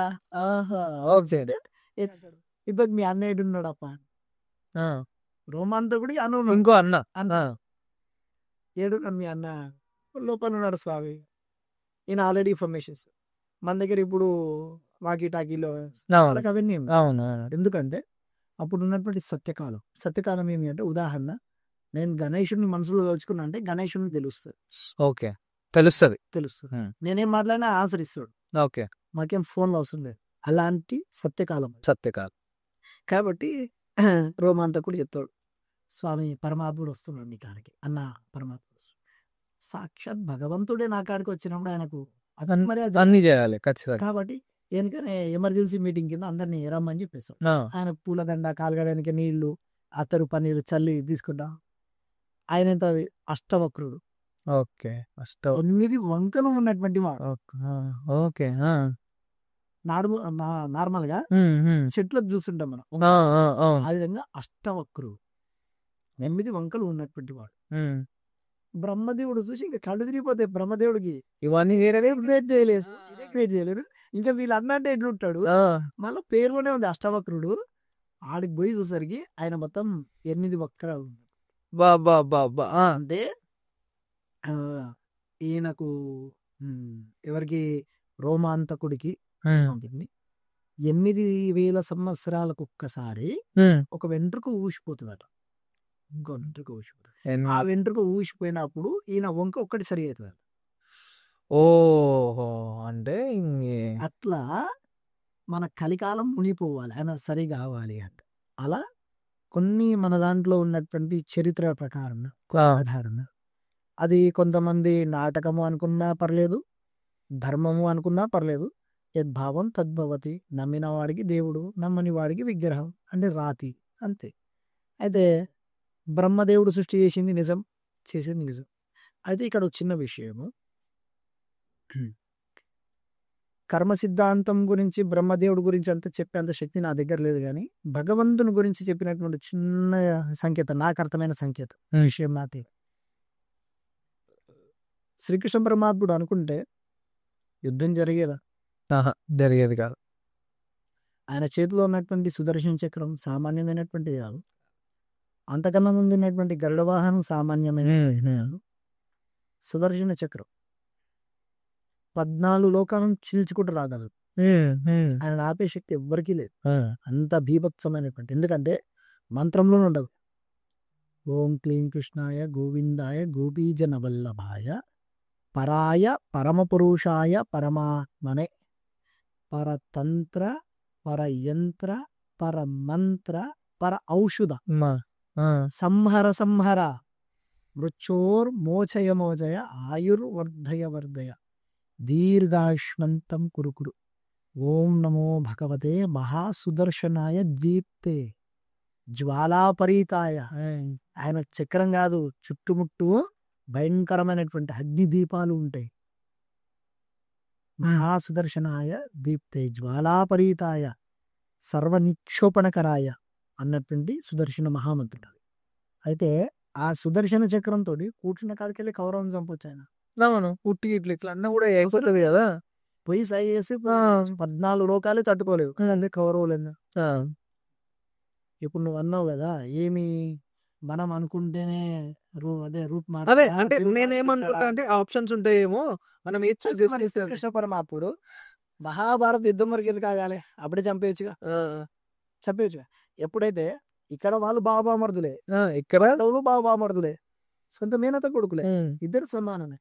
కానీ పరమాత్ముడు ధర్మానికి వంగుతాడు, ధర్మానికి వంగడు. కరెక్ట్, ఓకే, అది నిజం. కాబట్టి పంచపాండవులకు సాయం చేయాలి. పంచపాండవులకు సాయం చేయాలి అంటే ముందు వాళ్ళ క్యారెక్టరైజ్ క్వశ్చన్ మార్క్ వేయాలి. అంటే డబ్బు ఉంటే నువ్వు ఓలాకుంటావు, డబ్బు లేకపోతే నువ్వు ఓలాకుంటావు, అవసరాన్ని బట్టి సిచ్యువేషన్ బట్టి నువ్వు ఓలాక మారుతావు అంటుంటారు కదా. ఊసరి వీళ్ళలాగా మారుతూ ఉంటాడు, మారుతూ ఉంటాడు. కాబట్టి భగవంతుడు అన్ని సంస్థలు అని పరీక్ష పెట్టిన తర్వాతనే ఓకే నీకు ధర్మం ప్రకారం నీకు రావాల్సింది నేను రానిస్తా, నీకు రప్పిస్తా.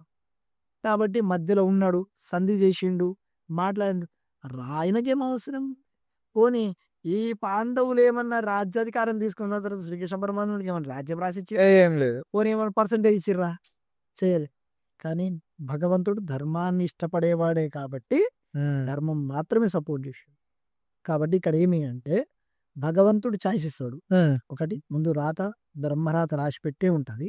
ఓకే, కానీ ఈ బ్రహ్మరాతలో కూడా ప్రతి చోట నీకు రెండు అవకాశాలు ఇస్తాయి.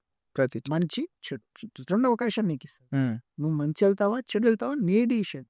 దీని తర్వాత నెక్స్ట్ ఏమైతుంది అనేది మళ్ళీ రాస్తావు. అదే మనం తీసుకునే డెసిషన్ బట్టి దానికి అదే. ఉదాహరణ బ్రహ్మరాతలో ఒక మనిషికి ఇప్పుడు యాక్సిడెంట్ అయ్యేది. ఇప్పుడు యాక్సిడెంట్ అయ్యేది, ఆ యాక్సిడెంట్ లో 10 రకాలు అనుకుందాం. ఓకే, 10 రకాలు ఎట్లా? ఫస్ట్ ఆఫ్ ఆల్ డ్రైవర్ ఉన్నాడు, first of all okay, driver నేను ఓనర్ని, డ్రైవర్ వేరు ఉన్నాడు. డ్రైవర్ వాడు అప్రమత్తంగా ఉన్నాడు, లేదా ఇంట్లో కొట్లాడి వచ్చి సిచ్యువేషన్ బాగాలేదు అంటే వాడు ఏదో స్ట్రెస్ లో ఉన్నాడు, లేదు డ్రింక్ చేసి ఉన్నాడు, డ్రగ్స్ చేసి అంటే మత్తు పదార్థాలు తిన్నాడు, లేదు వాడు రాత్రి నిద్రపోలే కాబట్టి ఏసీ వేసుకున్నాడు, నిద్ర వచ్చిందేమో. ఇదంతా కూడా కర్మ సిద్ధాంతం ఒక్కో దానికి ఆన్సర్ చెప్పుకుంటూనే వస్తుంది. అయితే నువ్వు జాగ్రత్తగా నడిపినా అజాగ్రత్తతో వచ్చే ముందరొచ్చే బండి అట్లయినా మనకు ఉంటది. కానీ కర్మ ఏముంది? ఆడ యాక్సిడెంట్ అయ్యేది ఉంది, యాక్సిడెంట్ అవ్వాలి, మనిషి ప్రాణం పోవాలి అని బ్రహ్మ రాశాడు అనుకో, ఆడవాడి ప్రాణం పోవద్దు అని వాళ్ళ తల్లిదండ్రులు చేసినటువంటి పుణ్యము ఉంటే, పోయిన జన్మలో వీడు చేసుకున్న పుణ్యము ఓకే, వీడు ఎప్పుడన్నా తప్పిదారి దాన ధర్మాలు చేసి ఉంటే, ఒకవేళ ధర్మం కూడా చెప్తుంది దాన ధర్మం చేయకపోయినా పర్లేదు, ఇంకొకరిని కడుపు కొట్టద్దు. ఇది ఓకే, నువ్వు దాన ధర్మాలు చెప్పా, పూజ పునస్కారాలు చెప్పాను, సాక్షాత్ పరమాత్ముడే చెప్తున్నాడు, నువ్వు చేసే వృత్తిలో నన్ను వెతుకు అంటే నన్ను అన్వేషించమని కాదు, ధర్మాన్ని అన్వేషించమని. ధర్మాత్మ అంటే ధర్మం అంతే. కాబట్టి ఇక్కడ నా రాముడా, కృష్ణుడా, నరసింహస్వామి కాదు. ఇక్కడ పుణ్యం, ధర్మం, ఇది నేను ఏ ధర్మాన్ని కోరుకుంటున్నా ఆ ధర్మం నాకు ఆన్సర్ ఇస్తాను. ఓకే. కాబట్టి పక్కలోని కడుపు కొట్టొద్దు అనుకుంటే భగవంతుడు ఆ క్షణం నన్ను రక్షిస్తాడు, ఇంకా రక్షిస్తాడు. కరెక్ట్. ఒకవేళ నా పాపం ఎక్కువ ఉంది, మళ్ళీ రెండు రకాలు. ఏ విధంగా? సచ్చినటువంటి శవంలాగా బ్రతకడం వేరు, అంటే జీవితాంతం కాళ్ళు చేతులు లేకుండా నరకం కావడం వేరు. స్పాట్ అవుట్ అట్లనన్నా అదే కరెక్ట్ కరెక్ట్. స్పాట్ అవుట్ అయితే ఇంటి వాళ్ళు ఒక 10 రోజులు ఏడుస్తారు, 10 రోజులు ఏడుస్తారు, వదిలేస్తారు. వాళ్ళ బతికేది వాళ్ళు బతుకుతారు. అవును. అవును. కానీ వానికే తిన్నికే టికాన లేకుంటది, వీని కాలు వచ్చి తిరిగిపోయి హాస్పిటల్ ఖర్చులు ఎవరు పెట్టాలి? ఇంకొని తెచ్చి ఇంటికాడ పెట్టిన తర్వాత వానికి రోజు కావాల్సినటువంటి స్నానం ఈయన ఎవడు చేయించాలి? కాబట్టి ధర్మం ఏం చెప్తుంది? నువ్వు ధర్మంగా బ్రతుకు, నువ్వు ధర్మంగా బ్రతుకు. ఎందుకంటే ఇప్పుడు నువ్వే అన్నావు, నేను ఎక్కడో పాలమూరులో ఉన్నటువంటి చిన్న అణువుని ఆ చరిత్ర ఎందుకు రాసి పెట్టుంటాడా? భగవంతుడు అందరి చిత్ర రాసి పెట్టుంటాడు, అందరిది రాసి పెట్టి ఉంటాడు. ఇలా అనేది. కానీ నేను మంచి చేశానా నాకు మంచి చావిస్తాడు, ఆ నమ్మకం నాకు. బ్రతకడానికి భయపడకపోయినా పర్లేదు, చావడానికి భయపడాల్సిందే. ఎందుకు అంటే మృత్యు వచ్చేటప్పుడు అంత బీభత్సమైనటువంటి వేగంతో వస్తుంది. ఆ మృత్యు ఏ క్షణాన ఏ విధంగా ఏ రోగంతో ఎక్కడి నుంచి ఏ విధంగా అటాక్ అవుతుందో ఎవరు చెప్పలేదు. ఒకప్పుడు శాస్త్రాలలో ఉండేది ఇప్పటికీ ఉంది, కానీ చదువుని గురువులు, పెద్దలు, మహానుభావులు చాలా మంది విద్యను బయట పెట్టట్లేదు. ఎందుకంటే దాన్ని దారి తప్పించే వాళ్ళు ఎక్కువ అవుతున్నారు. ఆ విద్యను బయట వాళ్ళకి ఎవరికి లేదు. ఒకప్పుడు నువ్వు చూసావో లేదో మర్మకళ అనేది ఒకటి ఉంది. మర్మకళ నాకే తెలియదు, బాగా తెలుసా? అయితే దీంట్లో ప్రతి ఒక్కరి జాతకంలో ఆయువు అనేది ఒకటి ఉంటుంది. ఓకే. ఒకప్పుడు వివాహాలలో దాన్ని ఎక్కువ చూసేవాడు, వివాహాలలో చూడవచ్చు. ఎందుకంటే వివాహమైన 3 నెలలకో 6 నెలలకో భార్య లేదా భర్త చనిపోతే పరిస్థితి ఏంటి? పోనీ పెళ్ళైన 2 నెలలకు 3 నెలలకు చిన్న పాప పుట్టిన తర్వాత చనిపోతే, అలాంటి వాటికి ధర్మం చెప్తుంది, వెతికి ఆయుష్ చూసి వివాహం చేయమని ధర్మం చెప్పింది. ఓకే. కానీ ఇక్కడ కొంతమంది కువార్కం వల్ల ఉదాహరణ ధర్మం చెప్పిన విషయం, ఒక రాజు ఉన్నాడు, రాజు అనుకోకుండా చనిపోతే రాజ్యాధికారం వచ్చేది రాజు కొడుకుకే నార్మల్గా. కానీ ఒకవేళ అన్నదమ్ము 3-4 ఉన్నారు, దానిలో ఉంటాయి కదా, పాజిటివ్ ఉన్నటువంటి వాడు ఉంటాడు, నెగిటివ్ థాట్ ఉన్నటువంటి వాడు. అంటే వాడికి ఎందుకు ఇవ్వాలి? బాహుబలి లేదా? బాహుబలి బెస్ట్ ఎగ్జాంపుల్ అది. అట్లా ఏమైపోతుంది అంటే నా కొడుకు రాజ్యం చేయాలి. అలాంటప్పుడు వీళ్ళేం చేసేది అంటే రాజపురోహితులు అని ఉండేవాడు. ఓకే. అంటే ఓన్లీ రాజుకి సంబంధించినటువంటి సీక్రెట్స్ అన్ని కూడా తెలిసి ఉన్నటువంటి వాడిని మాత్రమే రాజపురోహితులు. ఓకే. వీనికి ఏమంటే రాజమర్యాదలు అన్నీ ఉంటాయి. వీడు ఏ క్షణాన రాజుకి ఏ రోగం వస్తుంది, వీని ఆయువు ఎంత, ఎక్కడి నుంచి యుద్ధాలు జరుగుతాయి, ఏ విధమైనటువంటి యుద్ధాలు జరుగుతాయి, ఆ యుద్ధంలో రాజు గెలుస్తాడా లేదా అని చెప్పి పాచికలేసేవాళ్ళు, గవ్వలేసేవాళ్ళు, జాతకాలు చూసేవాళ్ళు, దానికి కావాల్సినటువంటి సంరక్షణ చేసేవాళ్ళు, తంత్ర మంత్ర యంత్ర ఔషధాల విధంగా రాజుకి రక్షణ చేసి, అయ్యా రాజా ఈసారి యుద్ధంలో నువ్వు పోతావు, ఓడిపోతావు కాదు, నువ్వే కాలం కాబట్టి నీ నిర్ణయాలు ఏమేమి ఉన్నాయని చెప్పి సీక్రెట్ కూర్చోబెట్టి తన ఆస్తి అంతస్తు బంగారం ఇంగారం ఎవరెవరికి ఎక్కడే ఇవ్వాలని చెప్పి మన భాషలో చెప్పాలంటే వీరునామా అంటారు కదా, ఆ విధంగా చేయడానికి అప్పుడు రాజపురోహితులు ఉండేవాడు. కాబట్టి మా పెద్ద చెప్తుండ్రు, నువ్వు చెయ్యి ఎవరికంటే వాళ్ళకి చూపించకరా. అవునవును విన్నా, ఇది చెయ్యి ఎవరికి చూపించదు అంటే అప్పుడున్నటువంటి తంత్రమంత్ర శక్తులు అలా ఉండేవి. వాడు వశీకరణ చేసుకోగలడు, వశీకరణలు ఎన్నెన్నో ఉన్నాయి. ఇప్పుడు మనం యూట్యూబ్లో చూసినా, ఇన్స్టాగ్రామ్లో చూసినా పిచ్చి వీడియోలు, ఒకటి నిమ్మకాయతో చేయాలంటారు, అదలతో లవంగతో, ఒకటి ఇలాచి చేయమంటారు, లేవనికేం లేవు.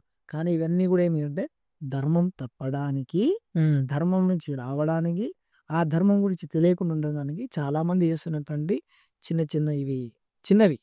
కానీ ఇది నీకు సంబంధం లేని విద్య, నువ్వెందుకు వస్తున్నావు? నీకు అవసరమైతే ఆ విద్యకు సంబంధించినటువంటి పిహెచ్డి చేసినటువంటి వాళ్ళని కన్సల్ట్ చేయి, అది నీకు దారిని దొక్కుతుంది.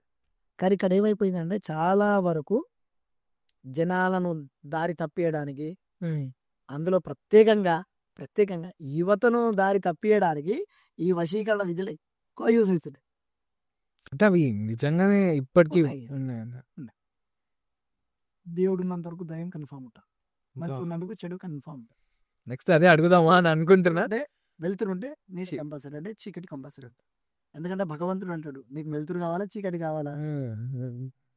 రెండో చిన్న మన భాషలు చెప్పాలి అంటే చీకటి అంటే మనిషి negative negative negative negative thoughts. నేను ఒకరికి చెడు చేయాలి అంటే బ్లాక్ మ్యాజిక్. అది నిజంగా ఉంటాయా? మంచిగా ఉంది. అంటే ఏమో ఈ టాపిక్ ఇక్కడ తీయొచ్చో లేదో నాకు తెలీదు. నాకు బాగా కావాల్సిన ఒక దగ్గర బంధువు, అది జరిగే ముందు కూడా ఇంటి ముందు టెంకాయలు ఉండడం, ఇవన్నీ అంటే అంటే ఇక్కడ నాకు తెలిసిన విషయం చెప్తా. నాకు కూడా సమ్ కేసెస్ ఉన్నాయి. అంటే అది మేబీ ఇక్కడ అడిగే మాటనో కాదో నాకు తెలియదు. బ్లాక్ మ్యాజిక్ అంటే అప్పటి నుంచి అది నాటుకుపోయింది. నాకు సరే భయం అవుతుంది. నాకు అటు దిక్కు పోవాలన్నా, లేకుంటే ఆ ఊర్లకు పోవాలన్నా, చుట్టుపక్కల ఉండాలన్నా భయం అవుతుంది. నాకు ఉట్టి పుణ్యాన భయం అవుతుంది. ఈడ ఏం చేస్తారు ఆయన, పోకూడదు ఇక్కడ దగ్గరకే పోకూడదు అన్నట్టు. గురువులు నాకు చెప్పినటువంటి విషయం చాలా మంది, అంటే ఈ ప్రొఫెషనల్ లో ఉన్నటువంటి సూపర్ సీనియర్స్, అంటే 30 ఏళ్ళు 40 ఏళ్ళు చదువుకొని జ్ఞానంతో ఉన్నటువంటి వాళ్ళు, ఇంకొకరికి హాని చేయనటువంటి వాళ్ళు ఉన్నారు. వాళ్ళు చెప్పే ఫస్ట్ కండిషన్ ఏంటి అంటే అధర్మానికి నువ్వు లొంగకు, డబ్బుకు నువ్వు లొంగకు, డబ్బుకు ఆశపడో ఇంకొకరికి చెడు చేయకు. అయితే ఇక్కడ ఒక విషయం చెప్తాను చరణ్. నా దగ్గరకు వచ్చిన చాలా కేసెస్లో చాలా మందికి నేను యాంటీగా చెప్పినటువంటి విషయం, యాంటీ చెప్పిన విషయం.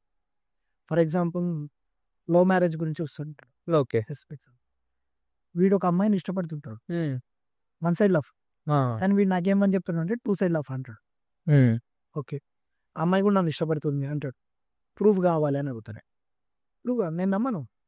ఎందుకంటే భగవంతుడు ఆ అమ్మాయి జీవితం ఎక్కడ రాసి పెట్టాడో నాకు తెలియదు, ఎవరింటికి కోడవుతుందో నాకు తెలియదు. అలాంటిది అమ్మాయిని మార్చి నీకు వివాహం చేయించేటట్టు మంత్రాన్ని ఏమని ధర్మం నాకు చెప్పను. ఓకే, వశీకరణ మంత్రాలు ఉన్నాయి. దేనికి ఉన్నాయి అంటే అనుకోని సంఘటనల వల్ల మూడో వ్యక్తి రావడం వల్ల భార్యాభర్తలు ఎక్కడన్నా విడిపోతే ఆ భార్యాభర్తలను కలపడానికి మాత్రమే ధర్మ ఉపయోగమైంది తప్ప మీద ఏ విషయంలో వశీకరణ మంత్రాన్ని తీయొద్దు. ఉదాహరణ, తల్లి కోసం కొడుకు చేయొచ్చు, తల్లి కోసం కొడుకు చేయొచ్చు, కొడుకు కోసం తల్లి చేయొచ్చు, ధర్మం ఇది. కానీ ఎక్కడో పుట్టి ఎక్కడో పెరిగినటువంటి అమ్మాయిని మీ ఇంటికి రప్పించుకోవడానికి ఈ బ్లాక్ మ్యాజిక్ కి సంబంధించినటువంటి మంత్రాన్ని యూజ్ చేయడము ఈ రోజు నీకు సుఖాన్ని ఇస్తుంది తప్ప రేపు నీకు అది థ్రెడ్ ఇస్తుంది. కన్ఫర్మ్ థ్రెడ్ ఇస్తుంది. చేసినందుకు నాకు థ్రెడ్ ఇస్తుంది ఖచ్చితంగా. ఇది తిప్పి కొడుతుంది ఖచ్చితంగా, కన్ఫర్మ్ ఇస్తుంది. కాబట్టి చాలా మంది మంత్రగాళ్ళు చనిపోయేటప్పుడు మృత్యుదేవతని 3 సంవత్సరాలు పక్కన పెట్టుకొని నరకయాతను అనుభవించి చనిపోతారు. ఎందుకట్లా? 3 సంవత్సరాలు కంపల్సరీ వాళ్ళు నోరు పడిపోతుంది, కాలు చేతులు పడిపోతుంది, తర్వాత మాటలు పడిపోయి మాటలు రాక వాళ్ళ శరీరాన్ని వాళ్ళు స్నానం కూడా చేయలేనటువంటి దుస్థితికి ఏర్పడిన తర్వాతనే వాళ్ళకి చావు అనేది. ఎందుకంటే ధర్మం అది నేనైనా అంటే వాళ్ళకి తెలుసు నా లైఫ్ లో అంటే ఇక అట్లుండదు. ఫర్ ఎగ్జాంపుల్ ఇప్పుడు నువ్వు ఉన్నావు, ఇప్పుడు నువ్వు కాలేజ్ అడ్మిషన్ తీసుకుంటున్నావు. ఓకే, కాలేజ్ అడ్మిషన్ తీసుకుంటున్నప్పుడు అక్కడ కండిషన్స్ ఉంటాయి. యూనిఫామ్, షూస్, సాక్స్ అంటే డ్రెస్సింగ్, తర్వాత నువ్వు కాలేజీలో స్మోక్ చేయొద్దు, అట్లా ఇట్లా. ఫస్ట్ రోజు భయపడతావు, సెకండ్ రోజు అబ్జర్వేషన్ చేస్తావు, అన్ని చెక్ చేస్తా, ఏం చేస్తాం, రోజు గోడల మీద కూర్చుంటావు. అంటే నిజమా అబద్ధమా? నిజమే చాలా మంది అట్లా ఉంటారు. సో ఇక్కడ కండిషన్స్ ఏమైందంటే గురువులు చెప్తారు ఏ మంత్రమైనా ఏ తంత్రమైనా సరే గురుముఖంగా సంపాదిస్తే వజ్రాయుధంతో సమానమే. అందుకే మన భాషలు చెప్తారు చిన్న సామెత, గురువు లేని విద్య గుడ్డి విద్య. కాబట్టి ఇక్కడ ఏంటి అంటే నేను ఒక మంత్రం సాధన చేయాలి, భగవంతుని మంచి చెడు అదేదో ఒక సాధన నేను చేయాలి, ఆ శక్తి నేను అనుభవించాలి అంటే గురుముఖంగా పోతేనే నాకు వస్తుంది, లేకపోతే రా. ఆ గురువు కూడా ఎన్ని అంటే ఎన్నో పరీక్షలు పెట్టిన తర్వాతనే గురువు గారు ఇస్తారు తప్ప ఉట్టి పుణ్యానే స్వామి నాకు ఈ మంత్రం ఏంటంటే వేసి అప్పుడు అంటిస్తాడు. అబ్బాయినికి ఇవ్వాలి అంటే మళ్ళీ ధర్మం అడుగుతుంది. ఏమని అడుగుతుంది అంటే ఆ మంత్రాన్ని తీసుకుని తట్టుకునే శక్తి నీ దగ్గర ఉందా? శక్తి ఉందా? శక్తి ఉంటే స్వీకారం. ఇప్పుడు ఉదాహరణ కరెంటు వైర్లు మనం అందరు చూస్తున్నాం. కరెంట్ డిపార్ట్మెంట్ అంటే ఎలక్ట్రిసిటీ డిపార్ట్మెంట్ వాళ్ళు నోట్లో పెట్టుకున్నట్టు మనం పెట్టుకోగలమా? పెట్టుకోలేము. మంత్రం కూడా అంతే అంతే అంతే కరెక్ట్. అది ఆ మనిషిని చంపేస్తుంది, ఎక్కువ తప్పితే ఆ మనిషిని చంపేస్తుంది. ఇది వంశాన్ని నాశనం చేస్తుంది, వంశతో నాశనం చేస్తుంది. కాబట్టి చాలా మంది బ్రాహ్మణుల కుటుంబాలను చాలా మంది మంత్రానికి భయపడతారు. ఎందుకు భయపడతారు అంటే మంచి వరకు మాత్రమే అది మంచి. ఈ వృత్తి నిజంగా చెప్తున్నా, ఇది వజ్రంతో సమానము, తీసేటప్పుడు వజ్రాయుధంతో సమానం. చాలా మంది తెలియక ఏమంటున్నారు అంటే మీకేమయ్య గారు 2 మంత్రాలు చదివితే పైసలు వస్తాయి. కానీ నా ఇన్నర్ ఫీలింగ్ ఇక్కడ ఎవరిని కామెంట్ చేస్తాను, నా ఇన్నర్ ఫీలింగ్, నేను ఇప్పుడు చరణ్ వాళ్ళ ఇంటికి పోయి నేను పూజ చేస్తుంటే చరణ్ నన్ను పట్టించుకుంటాడో లేదో, నేను మంత్రం చదివి రైటో రాంగో పట్టించుకోకపోవచ్చు, కానీ పైన ఒకడు ఉన్నాడు, వాడు నన్ను అబ్జర్వేషన్ చేస్తాడు ఖచ్చితంగా. సో వాడు నన్ను కోసేది ఎంత క్రూరంగా కోస్తాడు అంటే అది ఎక్స్పెక్టేషన్ కాదు కదా. గరుడ పురాణాన్ని లెక్క పెట్టి ఉన్నటువంటి 16 శిక్షలన్నీ కూడా ఒక్కసారి వేస్తే కూడా నేను సరిపోనేమో, అంత క్రూరమైనటువంటి శిక్ష పరమాత్మ నాకేస్తా. కాబట్టి నేను దానికి భయపడతా, చరణ్ కోసం భయపడను, దానికి భయపడతా. ఎందుకు అంటే అవి పెద్దలు రాసిర్రు, నా ఋషులు రాసిర్రు, నేను సత్యం అది. ఏ రోజు నువ్వు బ్రతుకుతావు సత్యం. కర్మ సిద్ధాంతానికి సంబంధించినటువంటి చిన్న విషయం ఏంటి అంటే నేను డిగ్రీ వరకు చదివా, నా ఎడ్యుకేషన్ డిగ్రీ వరకు, బిఏ పాలిటిక్స్ చేశా స్వామి వివేకానంద డిగ్రీ కాలేజీలో. 2009 నా degree, Swami Vivekananda degree. So అక్కడ కొంచెం నా ఫ్యామిలీలో జరిగిన చిన్న అవకతవకల వల్ల ఎడ్యుకేషన్ మధ్యలో ఆపిన తర్వాత ఏమైంది, జాబ్ కోసం ట్రై చేశా. నేను ఈ ప్రొఫెషన్ వచ్చేవాడిని కాదు నిజం చెప్పాలంటే. కర్మ సిద్ధాంతానికి అంటే దేవుడు రాసి పెట్టుంటాడు అని ఎకరానికి, ఈ దేవుళ్ళు వచ్చేవాళ్ళు ఉంటారు చూడు, కొంతమంది దేవుళ్ళు వస్తుంటారు. అన్ఎక్స్పెక్టెడ్ గా నేను ఎవరెవరు కూడా ఎక్కడెక్కడ పూజలకు పోయినాడు, అసిస్టెంట్ లాకపోయినా, ఓకే, వాళ్ళు డైరెక్ట్ ముఖం చూసి చెప్పేవాళ్ళు, అరే నువ్వు గుళ్ళ గంట కొట్టడానికి పుట్టినవరా, నువ్వు గంట కొట్టే బతుకుతావు, జాబ్ ట్రై చేయకు. నేను అడగడం ముందు వాళ్ళే ఆన్సర్ ఇచ్చేవాళ్ళు. నేను ఏదో ఎంబీఏ చేయాలి, మంచిగా డ్రెస్ వేసుకోవాలి, ఆఫీసులో కూర్చోవాలి, చిన్నప్పటికెళ్ళి సినిమాలో చూసినటువంటి ఇమాజినేషన్ అయిపోయిన తర్వాత పెద్ద పెద్ద గురువుల కాడికి పోయినా, ఆస్ట్రాలజీ ముఖం పట్టుకుని అన్నాడు, నువ్వు జాబ్ ఎక్కలేవు, జాబ్ చేయలేవు, నీ నుంచి కాదు అంటే. ఇంత కారణం ఏంటంటే ఇంకా రాళ్ళు అనుకూలత లేదు. అంటే ఇంకా డైరెక్ట్ గానీ ఇండైరెక్ట్ గానీ అదే ఉంది కదా. అంటే వాడు నిర్ణయం చేసింది నేను గుళ్ళో ఉండాలి, అయిపోయింది ఆల్రెడీ, అది రాసి పెట్టేసి ఉంది. అంటే భగవంతుడు రాసి పెడతాడు, కానీ దాంట్లో 2 అవకాశాలు ఇస్తాడు. దీనికి సంబంధించి ఒక చిన్న విషయము, ఇది చెప్పొద్దో నాకు తెలియదు, ఒక చిన్న విషయం ఏంటి అంటే నా పర్సనల్ గా 2008లో మా బావ జాబ్ కోసమని అంటే నాకు ఏ విధంగా అప్లికేషన్స్ పెట్టినా, ఎక్కడ నోటిఫికేషన్ పెట్టినా నాకు జాబ్ వస్తుంది అని చెప్పి ఒక మీడియేటర్ మాట్లాడించింది. డబ్బులు కూడా పోయినాయి, డబ్బులు పోయినాయి, పర్సన్ చనిపోయిండు, జాబ్ రాలే. ఇక అప్పుడు నేను అర్థం అయిపోయింది, ఓకే ఇది కాదు ఇది మనం కాదు, గుళ్ళో ఉండడం నయ్యమని. ఇంకా అప్పుడు టోటల్ గా దీనికి డిపెండ్ అయిపోయింది. దాని తర్వాత మళ్ళీ వేరే ఓపెన్ డిగ్రీ చేసా, సంథింగ్ చేశాను, కానీ దేవుడు ఇంకా శాసించిండు అని మెంటల్ ఫిక్స్ అయిపోయి చేస్తా. ఇప్పటికి ఎగ్జామ్స్ అటెండ్ చేస్తుంటా, టైం పాస్ కి అటెండ్ చేస్తా. ఈవెన్ మొన్న ఏమంటారు మీ self satisfaction 2 years back 3 years back forest department notifications పెట్టినప్పుడు నేను ఎగ్జామ్ అటెండ్ చేసా, రాసా.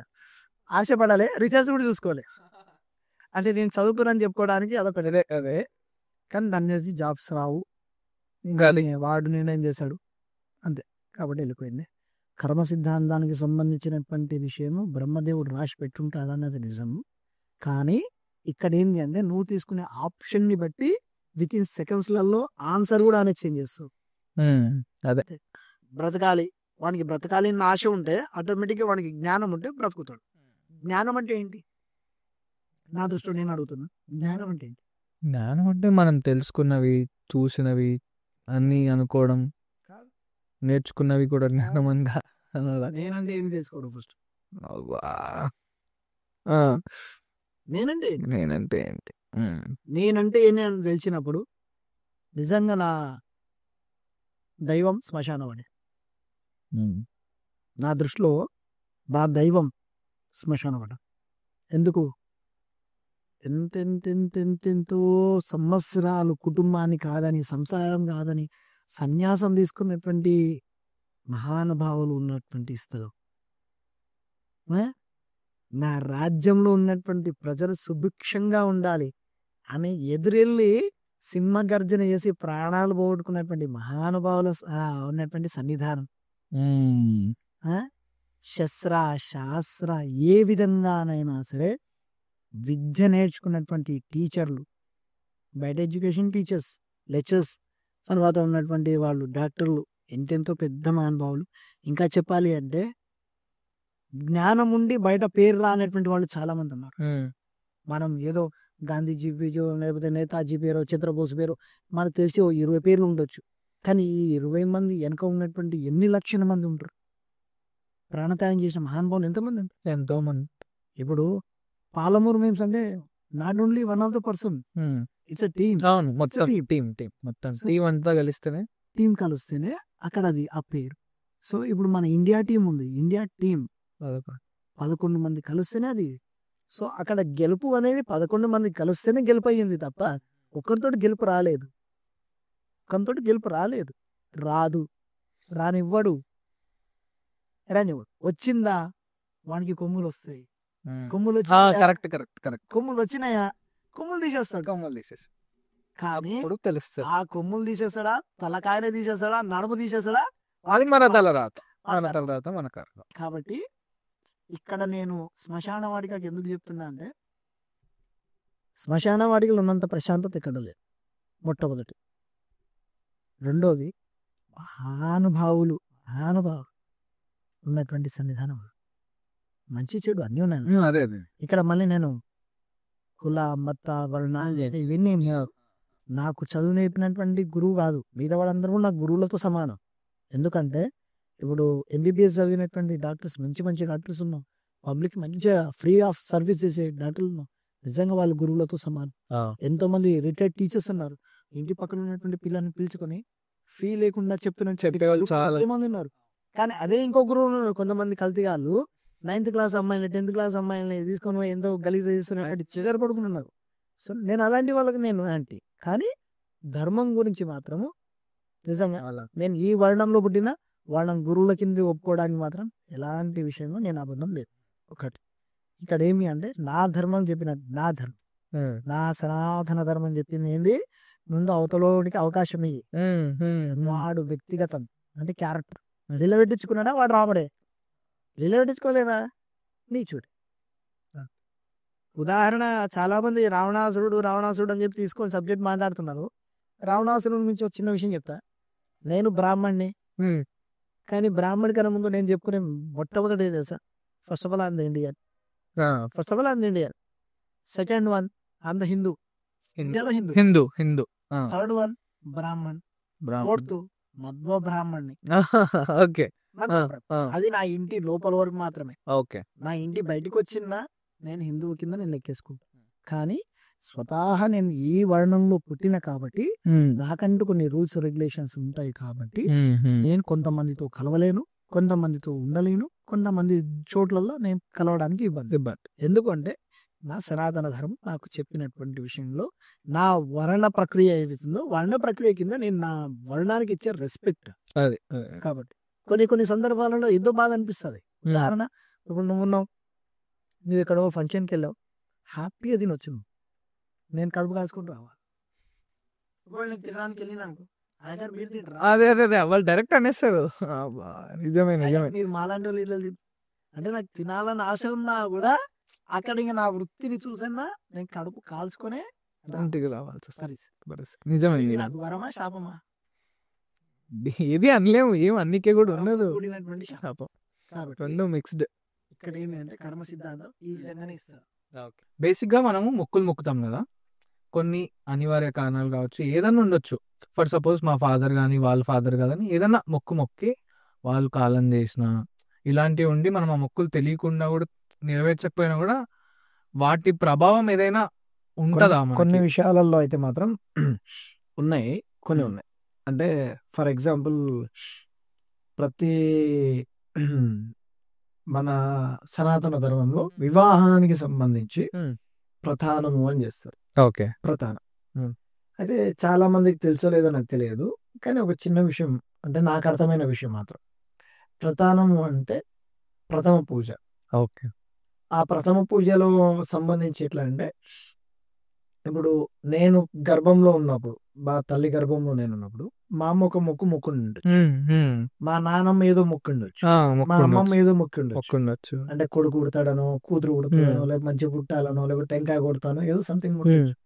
అయితే దీనికి సంబంధించి మన సనాతన ధర్మంలో కొన్ని చెప్తారు. ఏమి అంటే, ఆ మనకు ఉన్నటువంటి త్రిమూర్తులు ఎవరైతే ఉన్నారో, త్రిమూర్తులలో అంటే బ్రహ్మ విష్ణు మహేశ్వరులు, వాళ్ళ భార్యలు అంటే లక్ష్మీదేవి, సరస్వదేవి, పార్వతీదేవి, వీళ్లకు సంబంధించినటువంటి గౌరీ పూజ అనేది మనం ప్రధానంలో చేస్తాం. అవును, చేస్తాం. గౌరీ పూజలు పూజ. చేసేటప్పుడు గౌరీ అయితే పూజ. అక్కడ మంత్రాల్లో చెప్తారంట. ఏమని అంటే, గౌరీ పద్మ శుచి మేధ సావిత్రి విజయ జయ దేవసేన సుధా స్వాహ మాతృలోక మాత్ర అన్నటువంటి పేర్లతోటి అమ్మవారికి సంబంధించినటువంటి 16 మంది దేవతల పేర్లు చెప్పి అమ్మవారికి ఆహ్వానం చేస్తాం. ఎందుకు అంటే, ఈ రోజు నేను ఈ అమ్మవారికి దండం పెడుతున్నా, కానీ ఒకప్పుడు ఊర్లో ఉన్నటువంటి ఎల్లమ్మ, పోచమ్మ, మల్లమ్మ, బాలమ్మ, మల్లేరమ్మ అన్నటువంటి గ్రామ అంటే పేర్లు తెలియకుండా కూడా అమ్మవారికి దండం పెట్టినాం. కాబట్టి ఒకవేళ అక్కడ ఏమైనా మర్చిపోయి ఉండొచ్చు. కాబట్టి అయితే గండాదీపం. సో ఇవన్నీ కూడా మన ప్రాసెస్లో ఏంటి అంటే, ఎక్కడో ఏదో మర్చిపోయి ఉండొచ్చు, దానికి సంబంధించి ఈ పూజ అనేది ఒక రిక్వెస్ట్ లాంటిది నా దృష్టిలో.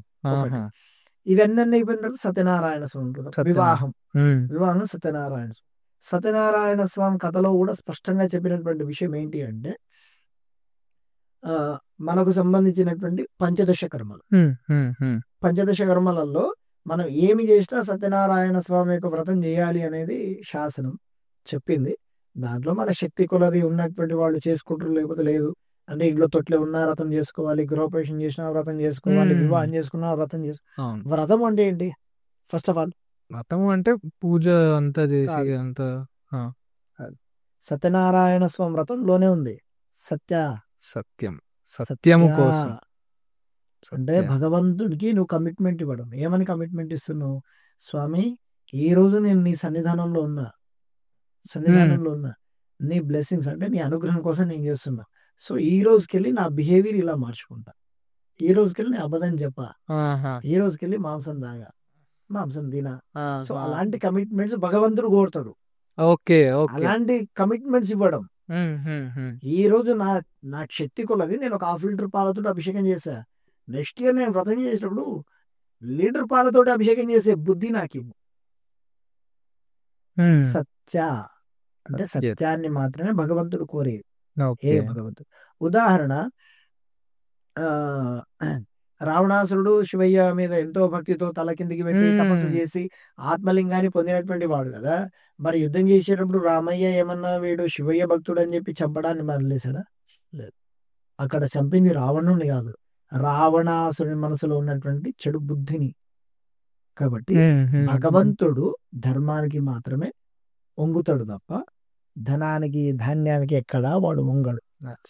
అంటే సత్యనారాయణ స్వామి వ్రతం అని టాపిక్ వచ్చింది కాబట్టి, సో నాకు తెలిసిన వాళ్ళు పోడ్కాస్ట్ చేస్తున్నాను అమ్మడే ఒకరు అడిగారు అనమాట, సత్యనారాయణ స్వామి వ్రతం అనేది ఓన్లీ కపుల్స్ మాత్రమే చేయాలా, అన్నదమ్ములు అక్క తమ్ముడు కలిసి చేయించినవి అయితే ఉన్నాయి, చేయించినవి ఉన్నాయి. ఓకే, అదే పర్టికులర్లీ నా దేవాలయం దగ్గర తండ్రి లేడు, యజమాని లేడు, ఓకే, 3 పిల్లలు, తల్లి ఉంది. వాళ్ళ మొక్కుబడి ఎప్పుడో ఉంది రథం చేయాలి. అయితే ఇంట్లో పెట్టుకుంటే చుట్టుముట్టున్న వాళ్ళు వచ్చి కాకులాగా పొడుస్తారు. అయితే ఇక్కడ ధర్మం చెప్పినటువంటి విషయం మాత్రమే. ఉదాహరణ, కొన్ని హోమాలు కూడా ఎవరు లేకుండా ఒంటరిగా చేసుకునేటువంటి కూడా ఉంటాయి. ఉదాహరణ, వివాహానికి సంబంధించి, తర్వాత జాతకరీత్యా ఉన్నటువంటి దోషాలకు సంబంధించి. ఇప్పుడు ఉదాహరణ, ఇప్పుడు మా ఇంట్లో నేను మా అన్నయ్య ఇద్దరు అన్నదమ్ములం. కానీ మా అన్న జాతకంలో గ్రహాల స్థానం వేరు, నా జాతకంలో గ్రహాల స్థానం వేరు. గ్రహాలు మొత్తం ఒకటే ఉన్నాయి, 9 గ్రహాలు. కానీ నా జాతక రీత్యా కొన్ని ప్రభావాలు వేరు, మా అన్న జాతక రీత్యా ప్రభావాలు వేరు. అలాంటప్పుడు నా జన్మ నక్షత్రము, నా జన్మ జాతకము, నా జన్మ జాతక రీత్యా ఉన్నటువంటి గ్రహ స్థానాలు ఏవైతుంటాయో వాటి రీత్యా చేస్తే నాకు రిజల్ట్స్ వస్తాయి తప్ప ఫ్యామిలీ ప్యాక్ ఆర్డర్ చేస్తా అంటే యాక్సెప్టెడ్ కాదు.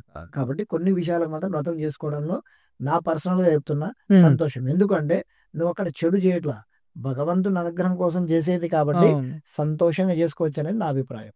ఓకే, కరెక్టే మీరు సంతోషంగా. ఇంకో టాపిక్ కూడా ఇట్లా వచ్చింది కాబట్టి, సో నాకు చిన్నప్పటి నుంచి నేను రామాయణం ఇవన్నీ చూస్తూ పెరిగిన. నాకు ఎప్పుడు ఒక సిల్లీ డౌట్ వచ్చేది. ఇది మేబీ చాలా చిన్నగా అనిపించచ్చు. అందరూ చాలా మంది ఋషులు కానీ రాక్షసులు కానీ చాలా చాలా చాలా కష్టపడి కఠోర దీక్షలు చేసి తపస్సులు చేసి దేవుళ్ళగా ప్రత్యక్షం చేసుకున్నట్టు. వాళ్ళకి అడిగిన కోరికలు కాకుండా వాళ్ళకి సమ్ అదర్ ఇచ్చేవాళ్ళు. సో వాళ్ళంతా కాకుండా ఒక కోరిక కోరుకుంటే అయిపోయేది కదా అనిపించేది. నేనేమనుకుంటే అది జరిగితే అయిపోతుంది కదా, అలాంటి ఒక కోరిక అయితే దీనిలో కోరుకుంటే చిన్న అయిపోయేది విషయం, కదా. చిన్న ఇదంతా విషయము. చిన్నప్పటి నుంచి అనిపించేది క్వశ్చన్. ఇప్పుడు ఈ టైం అంటే దొరికింది.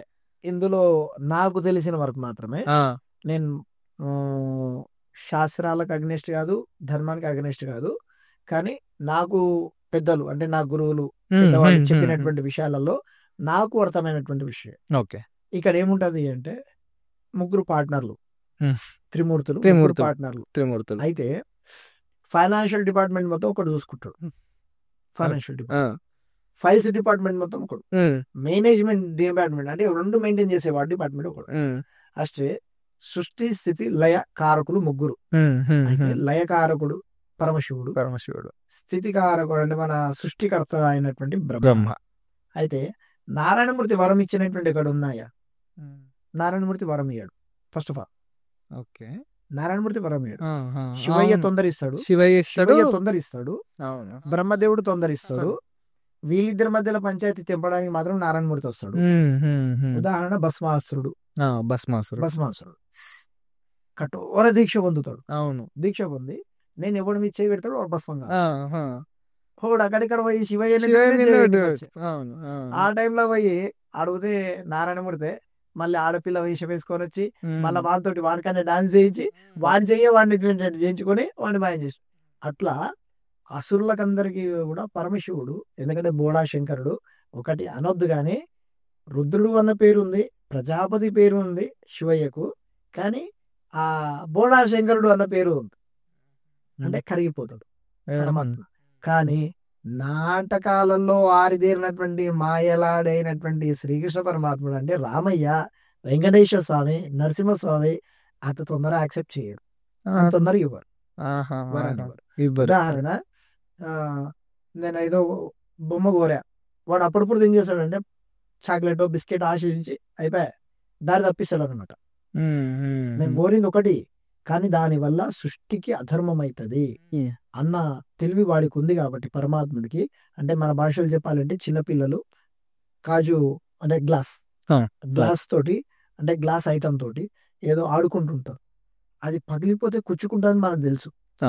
సో అప్పటిప్పుడు వాళ్ళని అక్కడికి వెళ్ళి తప్పియాలి. వాళ్ళు తప్పియాలన్నప్పుడు వాళ్ళకి ఏదో చాక్లెట్ బిస్కెట్ ఆశ చూపి అది లాక్కొని వేరే చేతిలో పెట్టాలి. కాబట్టి భగవంతుడికి సృష్టి స్థితి లయ కారకుడైనటువంటి క్రియేటివిటీ చేసేవాడు, మాస్టర్కి ఉన్నటువంటి వాడు, వాడి మనసులో ఏ కోరిక ఉందని దానికి తెలియకుండా ఉంటుంది. కాబట్టి ఆటోమేటిక్ దాన్ని అవాయిడ్ చేయడానికి ట్రై చేస్తాడు. ధర్మబద్ధమైంది అయితే మాత్రమే ఇస్తాడు తప్ప అధర్మబద్ధమైంది మాత్రం పరమాత్ముడు ఇవ్వడు. ఉదాహరణ అది ఏ విషయాలైనా మన పురాణాలలో ఎంతెంతో మహానుభావులు ఎంతెంతో ఉన్నాయి, ఎన్నో చరిత్రలు ఉన్నాయి. దాంట్లో ఫర్ ఎగ్జాంపుల్ పరమాత్ముడు మాత్రము వాడికి ధర్మానికి మాత్రమే ఇస్తాడు. అంతేందుకు విభీషణునికి మంచి బుద్ధి, కుంభకర్ణుడికి 6 నెలలు తిండి 6 నెలలు నిద్ర. ఎందుకంటే తపస్సు చేసేటప్పుడు ఒక అక్షరాన్ని పలు పెట్టాడు. అందుకే మన మంత్రాలు చెప్తారు అక్షరం బ్రహ్మ సంహితం, అక్షరం బ్రహ్మదేవం. కాబట్టి అక్షరం బ్రహ్మ సంహితం. ఒక అక్షరం పళ్ళు పోయినా దాని అర్థం మారిపోతుంది. దాని అర్థం మారిపోయేటసరికి వచ్చే రిజల్ట్స్ కూడా మారిపోతుంది. సో ఇంకొకటి ఏంటంటే అన్న, బేసిక్గా చాలా మంది మనం గుడికి ఎందుకు పోతాము, దేవుడు ఏదో మనం కోరుకుని ఇస్తాడు అనే పోతాం. మోస్ట్ ఆఫ్ ద పీపుల్ కూడా అందరు అట్లనే ఉంటారు. కానీ ఏ కోరిక లేకుండా ఉండే భక్తి అలాంటిది ఒకటి ఉంటుందా? అంటే అసలు ఆ జీవితం ఎలా ఉంటుంది? చాలా ఆనందమయంగా ఉంటుంది. చాలా ఆనందమయం. ఎందుకు అంటే ఇక్కడ చాలా మంది జనాలకు తెలుసో తెలియకో చిన్న విషయం ఏంటి అంటే నాకు గురువుగారు ఒక విషయం చెప్పారు. నేను నీలాగానే ఒకసారి అడిగింటి, స్వామి నేను ఒక కోరిక కోరాను భగవంతుడిని, 6.5 years అవుతుంది పర్మిషన్ ఇస్తలేడు. అయితే మా గురువు గారు నవ్వుకుంటే ఒక ఆన్సర్ అన్నాడు. ఏమని అంటే, నువ్వు దైవారాధన చేస్తావారు చేస్తా అంటే దేవుని పూజ చేస్తా, భగవంతుని ఎడమ చేతిలో పట్టుకొని కుడి చేతితో అంటే ఆయన కడిగి ఆ విగ్రహాన్ని నీ చేతిలో పెట్టుకొని తుడిచేయటం, ప్రపంచాన్ని ఏలే 14 లోకాలను ఏలే ఆ అధికారి నీ చేతిలో ఉన్నప్పుడు నీ ఆలోచన ఏడుంది? నీ ఆలోచన అంటే ఏదో కార్ మీద ఉండొచ్చు, బిల్డింగ్ మీద ఉండొచ్చు, అంటే మన మనసులో ఉన్నటువంటి కోరికల మీద ఉండొచ్చు. స్వామి నాకు ఈ కోరిక, అది కాదు. 14 లోకాలను ఏడే పరమాత్ముడే నీ దగ్గర ఉండగా ఇంకోటి తీసుకొని ఏం చేస్తావు? నీకు ఏది కావాలని ఇచ్చేవాడు వాడు. కానీ ఇక్కడ ఏంది అంటే మనం ఏది అడగాలో వాడిని అడుగుతలేము. మనం ఏది అడగాలో వాడిని అడగట్లా. ఏమని? స్వామి నా లైఫ్కి ఏది మంచిదో అదే నువ్వు ఇయ్యి. అదే నువ్వు నేను అదే సెలెక్ట్ చేసే థాట్ నాకు అట్లా అడుగు. అంతే తప్ప ఇక్కడ ఏమైపోతుంది అంటే, ఫర్ ఎగ్జాంపుల్ ఒకడికి మామిడి పండు అంటే ఇష్టం, ఒకడికి సీతాఫల పండు అంటే ఇష్టం, ఒకడికి గ్రేప్స్. ఆ గ్రేప్స్ 2 రకాలు, బ్లాక్ గ్రేప్సా లేకపోతే వైట్ గ్రేప్సా. కొంతమందికి ఇవన్నీ కాదు, మిరుపొడి కలిపినటువంటి అన్నమే ఇష్టం. అన్నమే ఇష్టం. నువ్వు వాడి పండ్లు పెడతావు, పండ్లు వద్దురా బయట. ఎందుకు అంటే నానా విచిత్ర జగత్, విచిత్రమైనటువంటి జగత్తు ఇది. కాబట్టి భగవంతుడు కూడా వాడికి తగినట్టుగానే ఇయ్యడానికి సెట్ చేసే పెడతాడు. కానీ వీడేం చేస్తాడు? మితిమీరినటువంటి ఆశతోటి పోయి నాకు ఇది కావాలి, నాకు ఇది కావాలి. ఉదాహరణ మన భాషలో చెప్పాలంటే షార్ట్ కట్ చిన్న స్టోరీ. ఒక పిల్లగాడు స్కూల్ ఫ్రెండ్స్ అందరు కూడా, 1 క్లాస్మేట్స్ అందరు కూడా సైకిల్ తెచ్చుకున్నారు. వీడు పోయి పేరెంట్స్ని ఫోర్స్ చేస్తాడు. నా స్కూల్లో నా క్లాస్లో అందరు సైకిల్ తెచ్చుకున్నారు, మీరు నాకు ఇప్పిస్తలేరు. తండ్రి ఏమంటాడు? అరే నీ బోల్స్ ఇంకా గట్టే కాలే, నువ్వు కింద పడి దెబ్బలు తాకినావు, బోన్స్ బ్రేక్ అవుతాయి, కాబట్టి నీకు ఆ గట్టితనం వస్తే నేను ఇప్పిస్తా. కానీ వాడి మనసులో ఏముంటది? మా నాయన ఒక పీసినా అని నాకు భయం ఇప్పిస్తలేడు అని. భగవంతుని దృష్టి కూడా అదే. సో నువ్వు తీసుకునే కెపాసిటీ ఉంది అన్నప్పుడు వాడిస్తావు, ఇచ్చేస్తాడు. తట్టుకునే కెపాసిటీ, అది సుఖమైన దుఃఖమైన ఏదైనా సరే తట్టుకోగలడు అంటేనే ఇస్తాడు తప్ప లేకపోతే ఇవ్వడు పరమాత్మ. ఓకే, అది ఏ విషయమైందైనా సరే. ఇంకోటి ఎట్లా గుడి టాపిక్ వచ్చింది కాబట్టి, బేసిక్గా గుడికి వెళ్ళిన తర్వాత ప్రదక్షిణ ఎట్లా చేయాలి, ఎట్లా మొక్కాలి అంటే దానికంటూ ఖచ్చితంగా ఒక పద్ధతి అయితే ఉంటుంది. ఇప్పుడున్న కాలంలో అది వాళ్ళు ఎట్లా ఆచరిస్తారు అనేది నాకైతే, నేను ఎప్పుడు అంటే ఈ క్వశ్చన్ అడగడానికి ఛాన్స్ రాలేదు. సో ఇక్కడ అడుగుతున్నాను నేను, పద్ధతి ఏంటి అసలు? నవగ్రహాల చుట్టూ తిరిగిన తర్వాత కాళ్ళు కడుకున్న తర్వాత మళ్ళీ మొక్కాలంటారు. అంటే ఇవన్నీ ఒక్కొక్క దగ్గర ఒక్కొక్క మిత్లాగా నేను విన్నా. ఫస్ట్ అక్కడ వెళ్ళాలా, ఇక్కడ వెళ్ళాలా, లేకపోతే అసలు ఒక ప్రాసెస్ ఏంటి? బేసిక్గా మన గుడి గురించే తీసుకుంటే ఎగ్జాంపుల్గా, ఫస్ట్ నవగ్రహాలు తిరిగితే మళ్ళీ వచ్చి కాలు కడుక్కొని వెళ్ళాలా, లేకపోతే అసలు బేసిక్గా మొత్తం ప్రాపర్గా ప్రదక్షిణతో సహా మొత్తం ఫస్ట్ దేవుడికి ఆడికి రావాలి అంటే దేవాలయంకి రావాలి. అది ఏ దేవుడు ఉన్నాడు. ఇప్పుడున్న జనరేషన్ లో ఫస్ట్ అవాయిడ్ చేయాల్సింది మొబైల్, మా ఒపీనియన్. ఎందుకు అంటే దేవుని సన్నిధానంలో ఉండి ఎవరికో మనం దగ్గర అవ్వడానికి దేవునికి దూరం అవుతున్నాం. దేవునికి దూరం అవుతాం.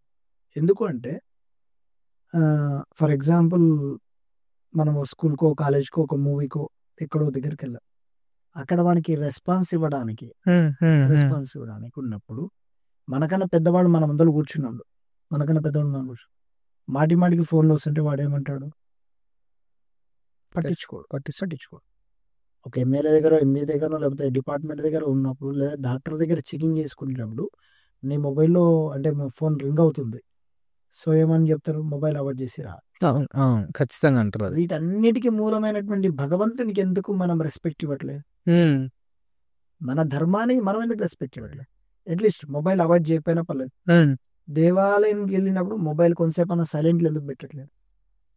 ఓకే, ఎందుకంటే ఇప్పుడు నువ్వు దేవాలయంలో నువ్వు ఉన్నావు, దేవాలయం ఎవరికో ఏదో అర్జెంట్ పని పాట లేకున్నటువంటి వాడికి అర్జెంట్ పడ్డది, వాడి బండిలో పెట్రోల్ అయిపోతుంది, ఏదో అయింటది, వాడు ఎందుకనే ఫోన్ చేసి ఇచ్చాడు.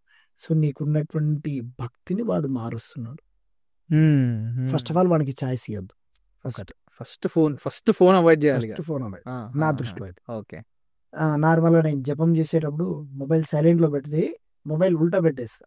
లైట్ కూడా నేను చూడడం ఇష్టపడు. ఎందుకు అంటే ఈ కలికాలంలో చెడు తొందరగా వస్తుంది, చెడు కొట్టే వాళ్ళు ఎక్కువ వస్తారు.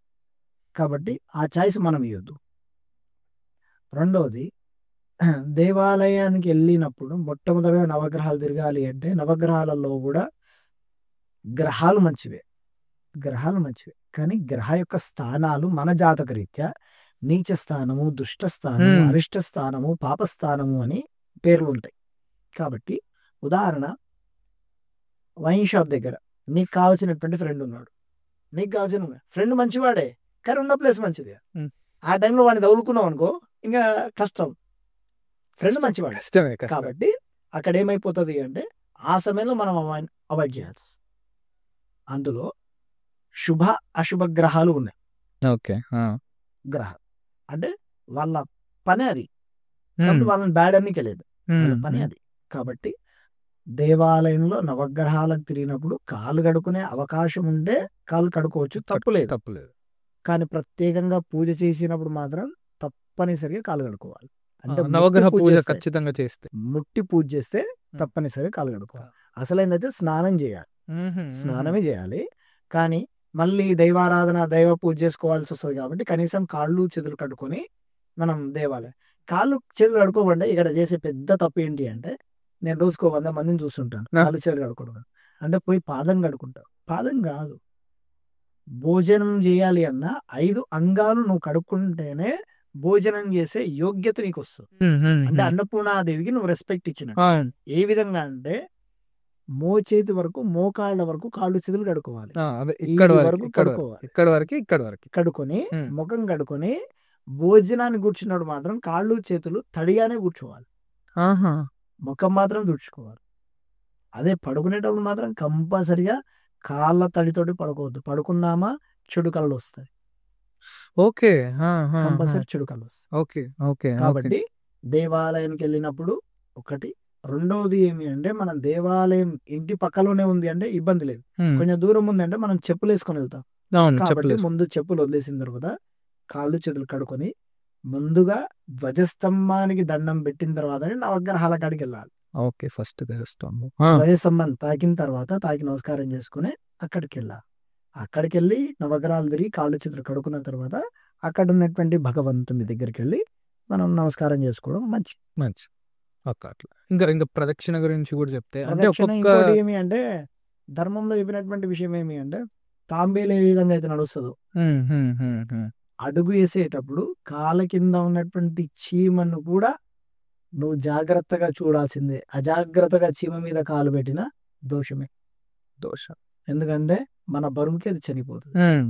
కాబట్టి ఒక దేవాలయంలో ఒక ప్రాణిని చంపినటువంటి దోషం. కాబట్టి 100 కోట్ల జనాభాలో కనీసం 1 కోటి జనాభా రోజు దేవాలయం తిరిగేవాడు ఉంటారు. రోజు దేవాలయం వాడు ఎలా తిరుగుతుంటాడంటే ఓ చేతిలో ఫోన్ ఉంటుంది, ఇంకో చేతిలో ఇట్లా ఇట్లా ఇట్లా ముద్దు పెట్టుకుంటూ వాడు గుళ్ళో తిరుగుతూనే ఉంటాడు. కానీ వాడు కష్టంలోకి వెళ్ళి బయటికి పడు. కారణం ఏంటి అంటే అక్కడ భగవంతునికి నువ్వు రెస్పెక్ట్ ఇవ్వట్లేదు.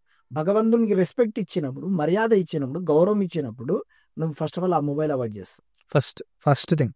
ఒకటి, దేవాలయంలో నువ్వు ఎంత మౌనంగా ఉంటావో భగవంతుడు అంత ఇష్టపడతావు.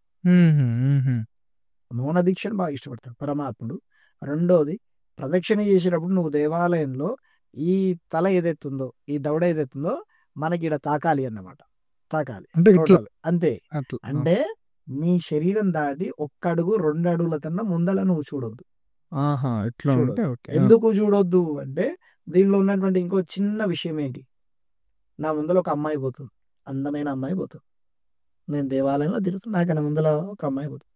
సో నా తల భూమిని మాత్రమే చూసేటట్టు నడిచానా, నేను ఆ అమ్మాయిని చూడను, ఆ అమ్మాయిని సుగర్సుని చూడను, అందాన్ని చూడను, నా మనసులో చెడు ఆలోచన రాదు. రాదు. ఒకవేళ స్టేడియం చూసానా ఆటోమేటిక్ గా చెడు. నేను కలికాలంలో పుట్టినటువంటి వాడిని కాబట్టి కలి ఆవేశం అవుతుంది. కలి అంటే చెడు, చెడు చెడు ఆలోచన. అంటే దేవాలయంలో చెడగొడతామే కాదు, మన ఆలోచన చెడిపోవడం. మన ఆలోచన అది అది particularly అది అనుకోని- చెడిపోయినప్పుడు భగవంతుడు ఎట్లా స్వీకారం చేస్తాం? ఆ విధంగా 2 చేతులు జోడించుకొని, ఆ చేతులు జోడించేది కూడా మనకు వచ్చేసి మామూలుగా ఇలా అనేది హృదయం మీద పెట్టుకొని మనం ప్రదక్షిణ చేయడం మంచిది. అందులో ఒక్కొక్క దేవాలయంలో ఒక్కొక్క విధంగా, అంటే గుళ్ళు పెద్దగా ఉంటాయి, చిన్నగా ఉంటాయి, అంటే మన- దేవుణ్ణి బట్టి కూడా మనం ఇన్ని ప్రదక్షిణలు చేయాలి అని సంఖ్య ఉంటుంది. సంఖ్య ఉంటుందా? ఓకే. ఒకవేళ ఆంజనేయ స్వామికి అయితే మనం ఎన్ని చేయాలి? 11 లేదా 21. 11 లేదు. వెంకటేశ్వర స్వామి అయితే దేవాలయాలు అనేవి పెద్దగా ఉంటాయి, సామాన్యంగా ఇబ్బంది అవుతుంది. ఓకే. ఇంకోటి ఇంకా నార్మల్ గా ఫైనాన్షియల్ డిపార్ట్మెంట్ కి సంబంధించినటువంటి అమ్మవారు ఉంటారు కాబట్టి కస్టమర్స్ ఎక్కువ ఉంటారు ఆయన కాడ. అది కూడా కరెక్ట్. ఇంకొకటి అన్న, సో ఇంటి విషయానికి వస్తే ఇంట్లో ఇంటి యజమానే మన ఇంటి దీపం పెట్టాలా? ఆల్సో ఇంట్లో మనం రాగి ఆర్ వెండి ఇలాంటి విగ్రహాలు కూడా పెట్టుకొని పూజ చేయొచ్చా? లేదంటే ఇంట్లో పూజ అయినా కూడా మనం ఎలాంటి నియమాలు ఇలాంటివి ఉంటాయి? ఒక్కసారి దాని గురించి డీటెయిల్గా. మొట్టమొదటగా పంచలోహాలు మెయిన్. పంచలోహాలలో మన శక్తి, ఓకే. పంచలోహాలలో మన శక్తి అంటే శక్తి ఉన్నటువంటి వాడు వెండి విగ్రహాలు పెట్టుకుంటాడు, ఓకే. రాగి విగ్రహాలు ఉంటాయి, ఇతడి విగ్రహాలు ఉంటాయి. అవేవి లేకపోతే పంచలోహ విగ్రహాలు ఉంటాయి. అవి లేకుండా కొంతమంది ప్రత్యేకంగా రాతి విగ్రహాలు కూడా పెట్టుకునేవాళ్ళు. అంటే రాతి శ్రీచక్రము, కుబేర యంత్రము, లేదా ప్రత్యేకంగా ఈ గురువులతోటి అనుష్ఠానం పొందినటువంటి విగ్రహాలు, వాళ్ళతో తెప్పించుకున్నటువంటి విగ్రహాలు, స్వామీజీలతోటి తెప్పించుకున్నటువంటి రాతి విగ్రహాలు, వాటికి మంత్రం వేసి తెచ్చి శుచిగా శుభ్రతగా పెట్టుకొని పూజ చేసుకోవచ్చు. కానీ ఇక్కడ ఏంటి అంటే ప్రత్యేకంగా మగవాళ్ళు పూజ చేయడమే పరిపూర్ణమైనటువంటి ఫలితం. ఆ ఇంటికి ఆ అంటే ఆ పూజకు కావాల్సినటువంటి మిగతా తంతు కూడా గృహిణి సహకారం చేయడంలోనే ఆమె ఫలితం. ఓకే. ఒకవేళ చేయడమే ఒకవేళ భర్త చేయలేనటువంటి పక్షాన తప్పదు కాబట్టి భార్య చేస్తుంది. సామాన్యంగా అయితే ఆడపిల్లలు దేవుణ్ణి ముట్టడానికి లేదు. అంటే కొంచెం మంచి ఏమంటారు, మంచి టాపిక్లో ఉన్నాము. సో ఇప్పుడు ఈ క్వశ్చన్ నేను అడగచ్చో లేదో నాకు తెలియదు, బట్ అడుగుతున్నా. సో మీకు తెలిసిందే, పీరియడ్స్లో ఉన్నప్పుడు అమ్మాయిలు గుడికి రాకూడదు.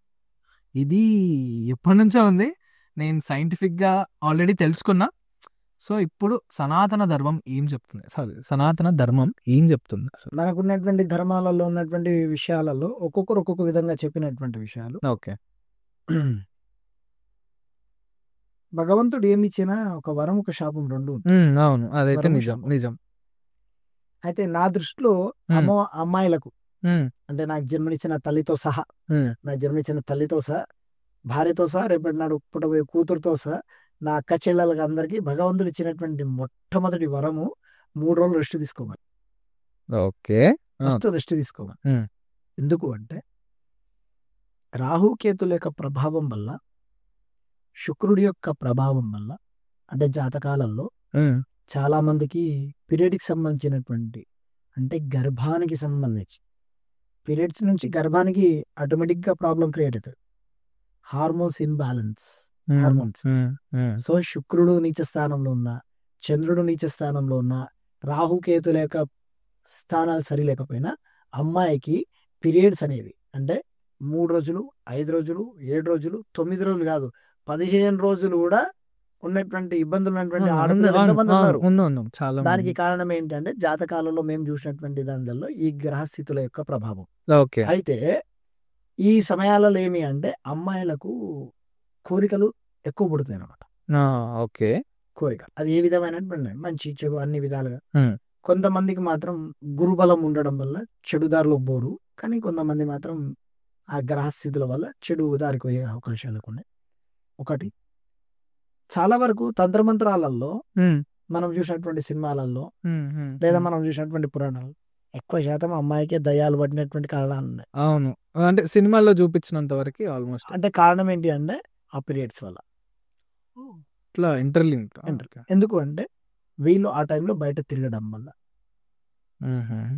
తిరగొద్దు, రావద్దు. అది వరము ప్లస్ శాపం రెండు ఉన్నాయి. అర్థం చేసుకునే వాళ్ళకైతే ఓకే, ఇంకా దాని మీద వాగ్వివాదం చేసే వాళ్ళకి మనం ఏం చెప్పలేము. ఇక్కడ ధర్మం చెప్పిన విషయం మాత్రము అదొక విధమైనటువంటి వరంతో కూడినటువంటి శాపం. ఏమి అంటే ఆ 3 రోజులు నువ్వు రెస్ట్ తీసుకో, ఎలాంటి పనులు చేయొద్దు, నీ బాడీకి టోటల్గా రెస్ట్ కావాలి. సో రెస్ట్ తీసుకోవడం మంచిది. అంతేగాని ఇప్పుడు మళ్ళీ వద్దు అంటే దాని మీద మళ్ళా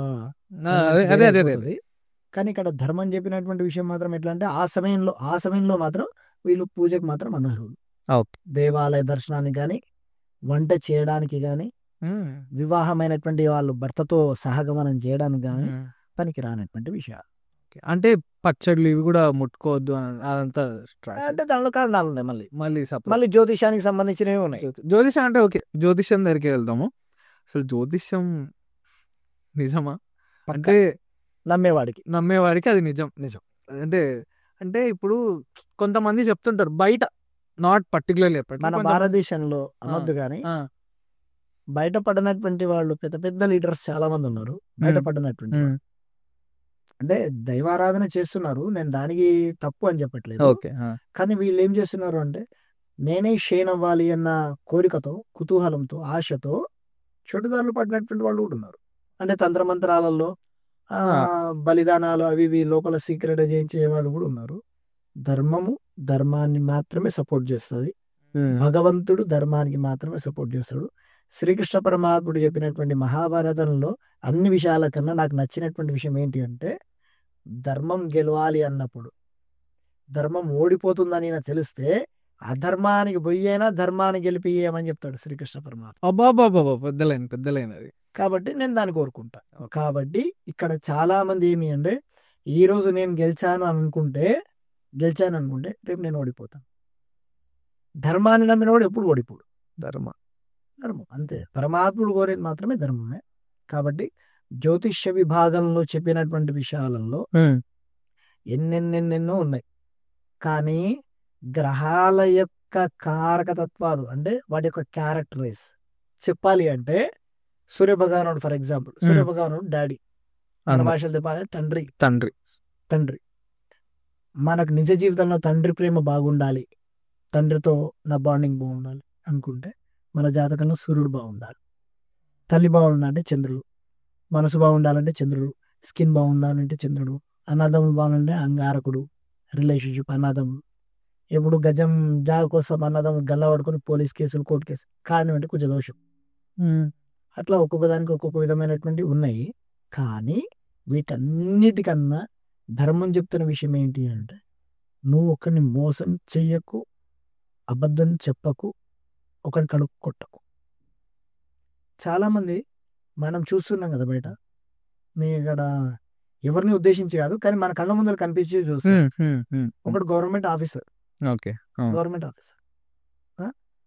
ఎన్నో జన్మల పుణ్యము నీకు గవర్నమెంట్ అంటే భగవంతుడు నీకు ఇచ్చినటువంటి ఐశ్వర్యం గవర్నమెంట్ జాబ్. అవును. కానీ వీడు చిల్లరగా టేబుల్ కింద చేయబెడతాడు. అధికార దుర్వినియోగం చేసినవు కాబట్టి వచ్చే జన్మలో నీకు సూర్యగ్రహం నీచ స్థానం అవుతుంది. ఓకే, ఇప్పుడు చేసేదానికి కాబట్టి ఇప్పుడు ఉన్నటువంటి వాళ్ళకు గవర్నమెంట్ జాబ్ ఎందుకు రావట్లేదు అంటే కారణం అదైతుంది. ఒకవేళ శనేశ్వరుడు నీచ స్థానంలో పడ్డాడు, నిజంగా జాతకంలో చెప్పొచ్చు, ఓపెన్ చెప్పొచ్చు, ఏం లేదు. శనేశ్వరుని నువ్వు లేబర్స్ కి రెస్పెక్ట్ ఇయ్యలే, లేబర్స్ ని వర్డ్స్ ఇంకా గలీజ్ వర్డ్స్ తోటి వాళ్ళని ఇబ్బంది పెట్టినావు. అది ఎవరని తీసుకో, మున్సిపాలిటీ లేబర్స్ తీసుకుంటావా, మన పొలంలో పనిచేసే లేబర్స్ తీసుకుంటున్నావా, ఎవరిని తీసుకున్నా సరే లేబర్స్ కి నువ్వు రెస్పెక్ట్ ఇవ్వకపోతే శనేశ్వరుడు నీచ స్థానానికి అవుతాడు. కాబట్టి నువ్వు ఎన్ని జన్మలు ఎత్తినా నెత్తి కింద చేసుకుని కాలు పని చేసినా నువ్వు కోరుకున్నది ఫలం ఎందుకు దొరకదు అంటే కారణం అదే. శనేశ్వరుడు మళ్ళీ చెప్తాడు, ఇంకోసారి రా ఎగ్జామ్. లాస్ట్కి వాడికి ఎగ్జామే వద్దని చెప్పి హాల్ టికెట్ జింపుకునేంత కోపాన్ని తెప్పిస్తాడు.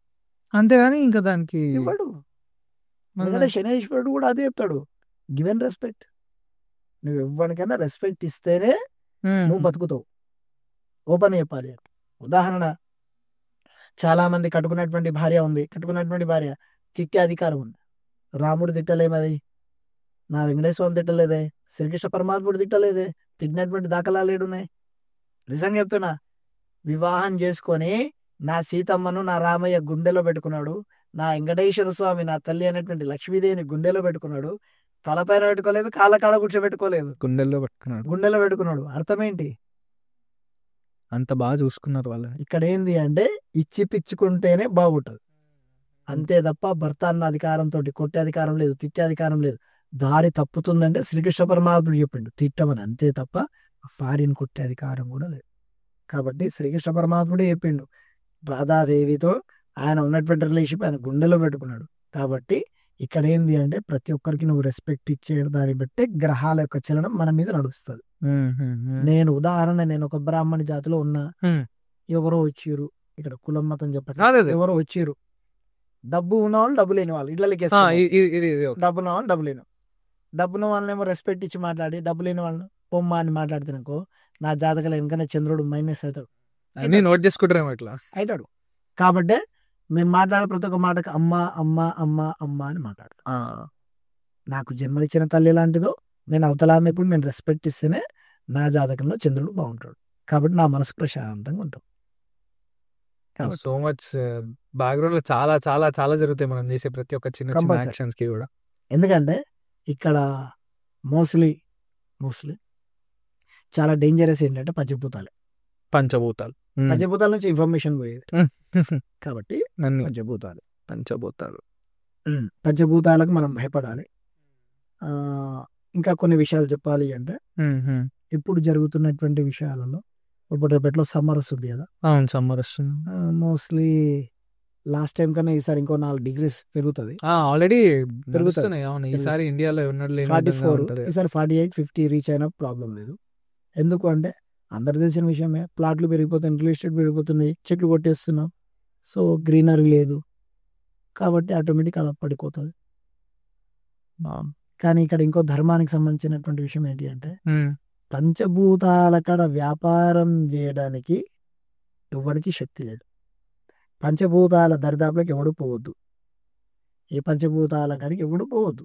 అంటే గాలి, నీరు, నిప్పు, ఆ, భూమి, ఆకాశం ఉన్నాయి. ఆ, మరి పోకూడదు. రియల్ ఎస్టేట్ అంటే పెడుతుంది. చేస్తున్నారు కాబట్టి ఇట్లా అవుతున్నాయి అని అంటున్నారా?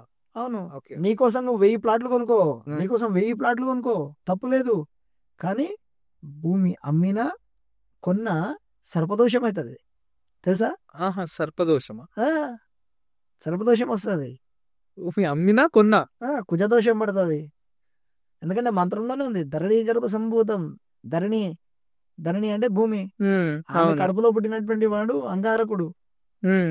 అంగారకుడు అంటే కుజుడు. ఉమ్. కుజదోషం. కుజదోషం అంటే రిలేషన్ చేసే వాళ్ళ అన్నదమ్ముల మధ్యలో ప్రేమలు ఉండవు, మర్డర్లు చేసుకుంటారు. అంటే ఆ స్థాయికి చేరుతారు వాళ్ళు. వెళ్ళిపోతుంది. అవును. కాబట్టి పంచభూతాల కాడికి పోవద్దు. నీరు అమ్ముతున్నారు. ఇప్పుడు నీరు already అమ్ముతున్నారు. ఢిల్లీలో ఆక్సిజన్ అమ్ముతున్నారు, బెంగళూరుకి వచ్చింది, బెంగళూరు నుంచి ఈ రోజు రేపు హైదరాబాద్ కూడా వస్తుంది ఆక్సిజన్. ఆక్సిజన్ మాస్కులు అమ్ముతారు. అవును, అమ్ముతున్నారు. అవును, అవును. కాబట్టి ఈ పంచభూతాల కాడికి మనం పోకుండా ఉండడమే మనకు చాలా మంచిది.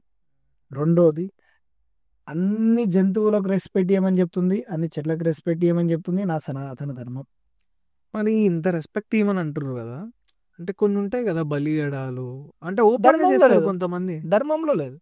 ధర్మం లేదు కానీ చేస్తూనే ఉంటారు జనాలు బయట. చెయ్యరు. అది ఎంతవరకు అసలు? అంటే దీంట్లో ఇంకో చిన్న విషయం చెప్తా. కొంతమంది మాట్లాడింది నేను కూడా టీవీలలో అక్కడిక్కడ చూశాను, పండితులు చెప్పేది కూడా విన్నాను.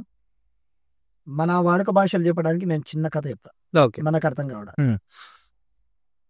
ఇప్పుడు ఒక పేర్లేదు ఊర్లేదు, జస్ట్ క్యాండిడేట్ మాత్రం తీసుకుంటాను. డన్.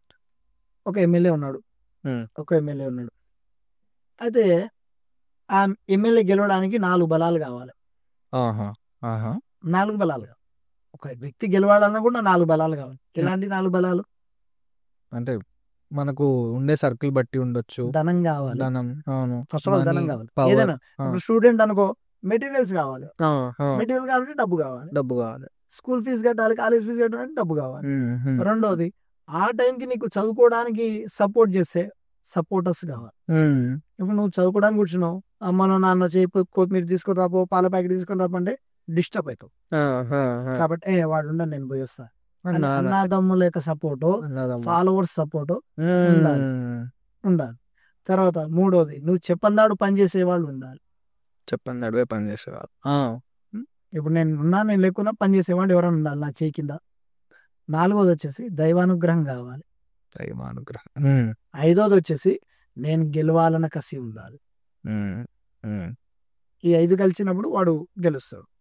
అయితే దీంట్లో కొంచెం సబ్జెక్ట్ మార్చి ఇంకో విధంగా చెప్పాలి అంటే, నేను గెలవాలి, నేను ఒక ఎమ్మెల్యేను, నేను గెలవాలి అన్నప్పుడు తాగేటోడు అవసరమే, నాకు తినేటోడు అవసరమే, మంచోడు అవసరమే, చెడ్డోడు అవసరమే. నేను గెలిచిన తర్వాత వీళ్ళు ఎన్ని లంగ పనులు చేసినా చూసి చూడండి కన్ను మూసుకోవాల్సి వస్తుంది నేను. తప్పదు ఇంకా అది కదా? అప్పుడు ఉన్నారు కాబట్టి. భగవంతుని దగ్గర కూడా అదే పరిస్థితి. వాడేం చేశాడు పాపం. ఎందుకంటే దేవాలయంలో పనిచేసే బ్రాహ్మడు లేకపోతే అర్చకుడు ఎవరో పండితుడు దేవాలయం అభివృద్ధి కావాలని చెప్పి నీలాంటి వాళ్ళ దగ్గర ఇంకో 10 మంది దగ్గర భక్తుల తిరిగి గుళ్ళో బంగారం కేటం చేయించాలి, వెండి గిన్నె చేయించాలి, గుళ్ళో ఉత్సవాలు చేయించాలని వీడు తిరుగుతుంటాడు. అదృష్టం బాగాలేక, గంజి లేక, తినడానికి ఇబ్బంది అయ్యి, లేకపోతే ఏదో చెడు అలవాట్లకు బానిస అయినటువంటి వాడు డబ్బులు దొరకక వాడు గుళ్ళో దొంగతనానికి వస్తాడు. దేవునికి వీడియో మన రిక్వెస్ట్ పెడతాడు, స్వామి నేను దొరకకుండా చూడు స్వామి, వీడి దండం పెడతాడు. ఇప్పుడు దేవుడు అయ్యగారిని చూడాలా, దొంగని చూడాలా? ఎవరిని చూడకుండా కదా ఇప్పుడు ధర్మం దానంతట దాని ఫస్ట్ దొంగని చూస్తాడు, నిజంగా దొంగని చూస్తాడు. ఫస్ట్ దొంగని చూస్తాడు. వాడు దొంగతనం చేసుకొని వెళ్ళిపోతాడు. మళ్ళీ 5 years తర్వాత 10 years తర్వాత వాడు అనుభవించే కర్మ వాడు అనుభవిస్తాడు. Okay okay. కానీ ఇక్కడ అంతలోపు బ్రాహ్మడు బ్లేమ్ అవుతాడు. రెండింతల ప్రభావం వాడికి చూపిస్తాడు దేవుడు. బా చూపిస్తాడు. కాబట్టి ఇక్కడ ఏంటి అంటే నేను చేసే పని రైట్ ఆర్ రాంగ్ అనేది ఫస్ట్ ఆఫ్ ఆల్ నేను డిక్లేర్ చేసుకోవాలి. అవతల వ్యక్తి నాకు ధనాన్ని ఇచ్చినంత మాత్రాన, అవకాశాన్ని ఇచ్చినంత మాత్రాన నా ధర్మాన్ని నేను వదులుకోవాలని ఎక్కడ లేదు. ఎందుకంటే నా సనాతన ధర్మంలో దానికోసము మాన ప్రాణాలు లెక్క లేకుండా వదిలేసినటువంటి చరిత్ర ఉన్నటువంటి నా సనాతన ధర్మం. ఎంతమంది లేరు, కావాలన్నా రాజ్యం రాసిస్తా, తీసుకో, రాజ్యమే తీసుకో, నా ఇల్లు కాదు, నా రాజ్యమే రాసిస్తా, నా దరిదాపులకు రాకు, నా హిందువుల కాడికి రాకు, నా సనాతన ధర్మం కాడికి రాకు. మరి ఎంతమంది ప్రాణత్యాగం చేస్తే ఈ రోజు నేను ఇక్కడ కూర్చున్నా. మరి వాళ్ళ ప్రాణత్యాగం మీదే కదా నేను ఇక్కడ ఉన్నది. వాళ్ళ ప్రాణత్యాగం లేకుండే నేను ఉండేవాడినే. ఫస్ట్ ఆఫ్ ఆల్ ఉన్నా ఈ దాంట్లో ఉండేవాడినే. కానీ దరిద్రం ఏంటి అంటే హిందువులు అని చెప్పుకుంటున్నటువంటి మన వాళ్ళు ఎవరైతే ఉన్నారో, నిజంగా చెప్తున్నా, పైన కవర్ వేసుకొని హిందూ అన్న కవర్ వేసుకొని లోపల మొత్తం హిందువులు అయితే కాదు. ఓపెన్గా చిటికెడు బొట్టు కోసం నా వాళ్ళు ప్రాణత్యాగం చేశారు. మరి ఇప్పుడు ఎంతమంది బొట్టు పెట్టుకుని తిరుగుతున్నారు? నీ మొగుడు ఉండగానే గాజులు వలగొడతామన్నా సరే నా ప్రాణం దిగాని నా గాజుల కాడికి రావద్దన్నటువంటి నా ముత్తైదులు ఎంతో మంది ప్రాణత్యాగం చేశారు. మరి ఎంతమంది గాజులు వేసుకొని తిరుగుతున్నారు? సతీ సహగమనం చేసినటువంటి చరిత్ర ఉన్నటువంటి నా సనాతన ధర్మములో కట్టుకున్నోడు తప్ప అవతల ప్రపంచ అందగాడొచ్చినా కూడా కన్నురెప్ప కదిలియలేనటువంటి చరిత్రలో ఉన్న నా సనాతన ధర్మం ఇప్పుడేమైపోయింది? ఒకటే ఫోన్, 4 సిమ్ములు.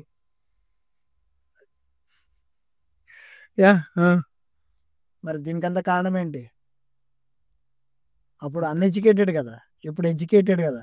ఎడ్యుకేటెడ్ అంటే ఏం కావాలి? సంస్కారం కావాలి. సంస్కారమే నీ కాడ లేనప్పుడు ఎవరు ఉంటారు? కష్టం. సంస్కారం కావాలి. సంస్కారం అంటేనే కదా ఎడ్యుకేషన్. అంటే ఇప్పుడు just certificates characterise, only certificates, character కాదు. కానీ నా దేవుడి కాడికి కావాలంటే క్యారెక్టర్ కావాలి.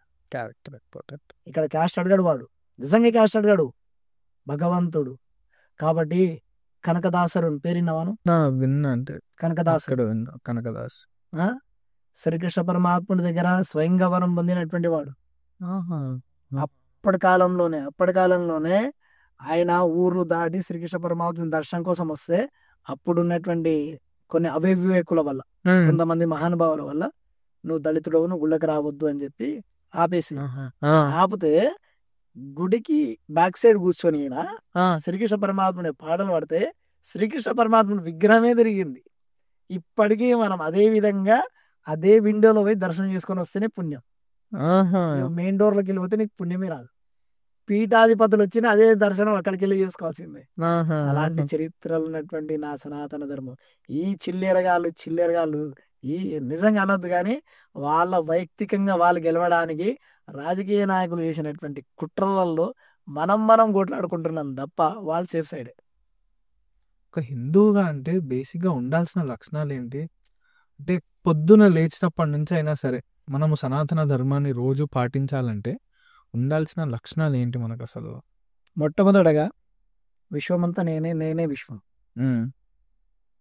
అంటే నేను అవతల మనిషిని బాధ పెట్టినా అంటే నేను బాధపడాల్సిందే.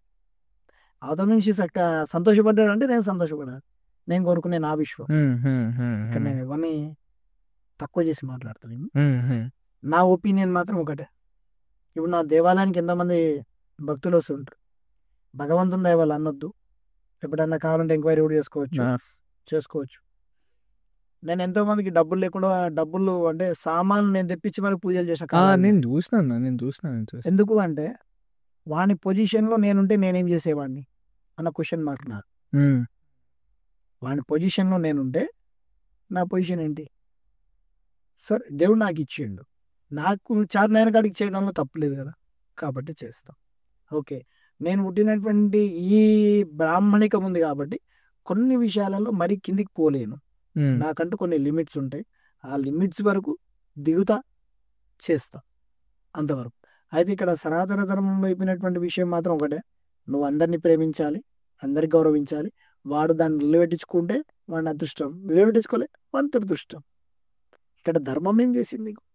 ఉదాహరణ, నీ చుట్టుముట్టు 10 మంది ఫ్రెండ్స్ ఉన్నారు, 10 మందిలో 6 మంది నిక్కత్తైనటువంటి క్యారెక్టర్ ఉన్న వాళ్ళు, క్యాస్ట్ మాట్లాడలా, క్యారెక్టర్ ఉన్నటువంటి వాళ్ళు, మిగతా అన్నారు క్యారెక్టర్ లెస్. సో నువ్వు ఈ 6 మందిని పట్టించుకుంటావా, 4 పట్టించుకుంటావా? 6 మందిని పట్టించుకోవాలి కదా. సో ధర్మం కూడా అది చెప్తుంది. 130 కోట్ల మంది జనాభా ఉంటే వాడిని తీసుకొని వాడు ఏం చేయాలి? ఉదాహరణ, శ్రీకృష్ణ పరమాత్ముడు మహాభారతమే చెప్పిండు, ధర్మం పాటించారు కాబట్టి పంచపాండవులను పట్టించుకున్నాడు, అంతే అని 100 మంది ఉన్నారని చెప్పి కౌరవులను పట్టించుకోలేదు కదా. అవును అవును, కరెక్ట్ కరెక్ట్ కరెక్ట్. ధర్మం ఎటువైపు ఉంటే అటువైపు పరమాత్ముడు ధర్మానికి అవుతాడు. ఒకటి, ఈ రోజు కాకుండా రేపైనా సరే నా సినిమా ఎండ్ అవుతుంది, నా సినిమా ఎండ్ అవుతుంది. ఆ ఎండ్ అయ్యేటప్పుడు నేను హ్యాపీగా చనిపోవాలి అంటే నేను ఎప్పుడు ధర్మానికి ఉండాలి. ఈరోజు నేను డబ్బు కోసం లొంగిన అయిపోయా, నా చావు ఇంకో లెక్క ఉంటుంది, పక్కా లెక్క ఉంటుంది. కుక్క చావు అంటారు కదా, దానికన్నా క్రూరంగా ఉంటుంది. ఎందుకంటే నా కళ్ళ ముందే నా కుటుంబాన్ని తీసాడు వాడు, కాబట్టి అది తట్టుకోలేను.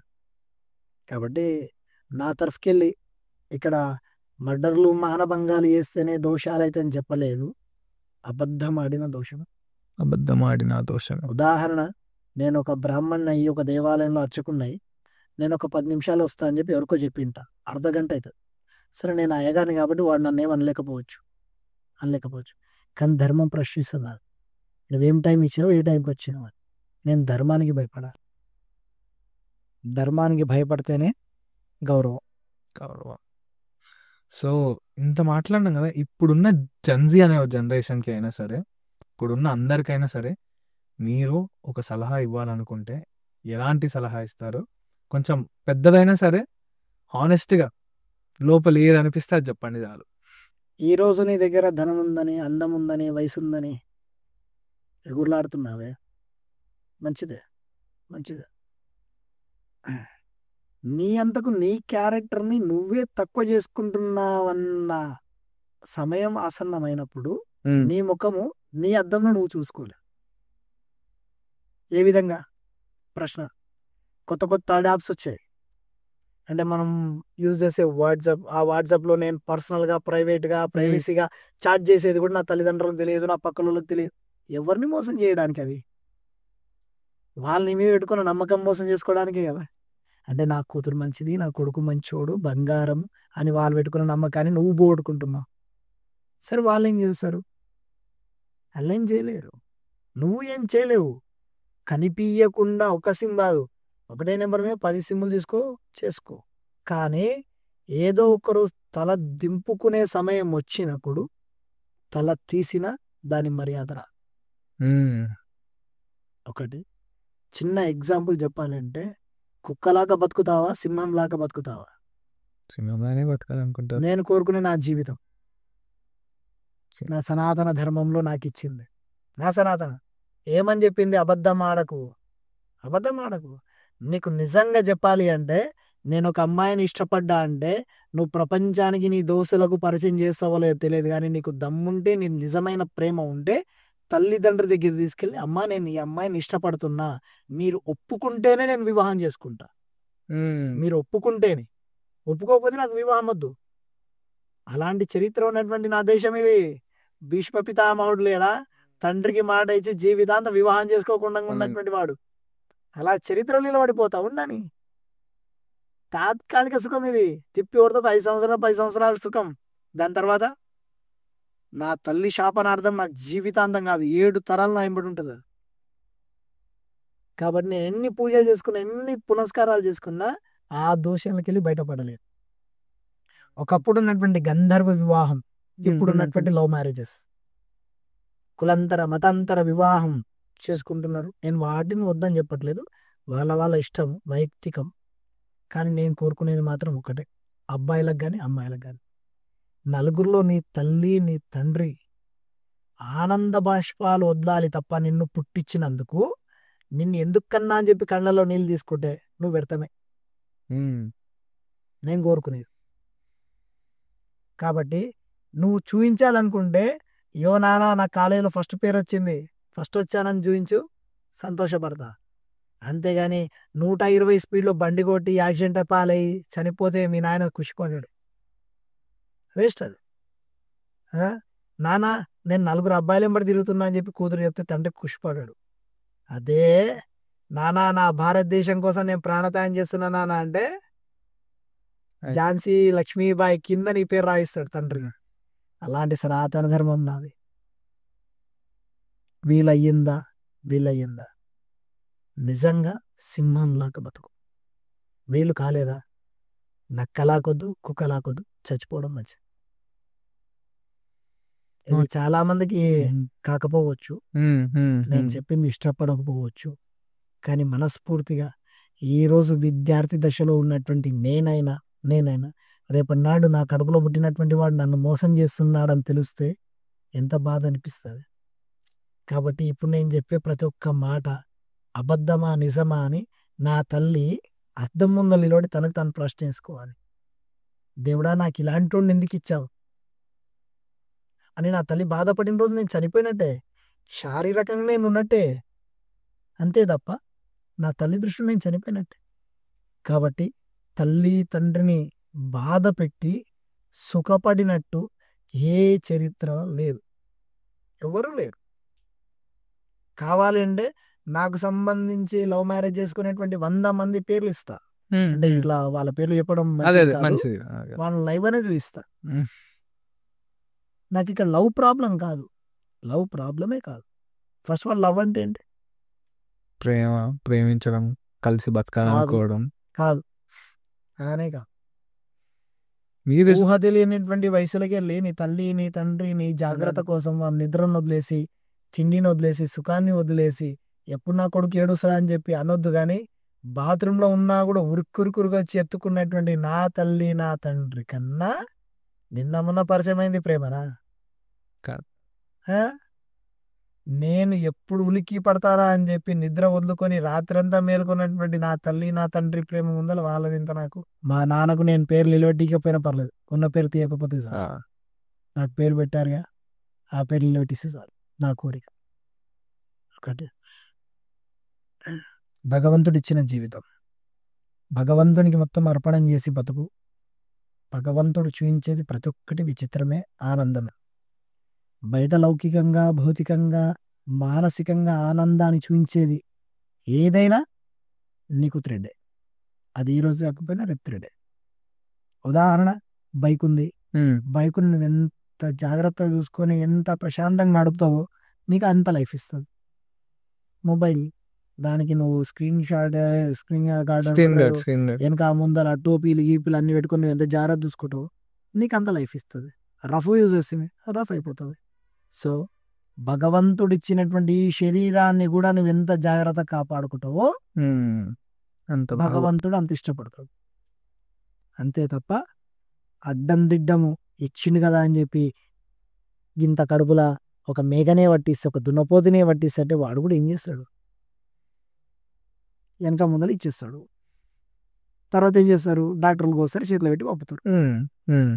కాబట్టి హార్డ్ వరకు ఏ మనిషి రాకూడదు. ధర్మం చెప్పినటువంటి విషయంలో నిజంగా 100 మందిలో నీ పేరు నిలబడాలి, అలా బ్రతకాలి. అంతే. అలాంటి కూడా ఉన్నారు, వేరే విధంగా బతికే వాళ్ళు కూడా ఉన్నారు.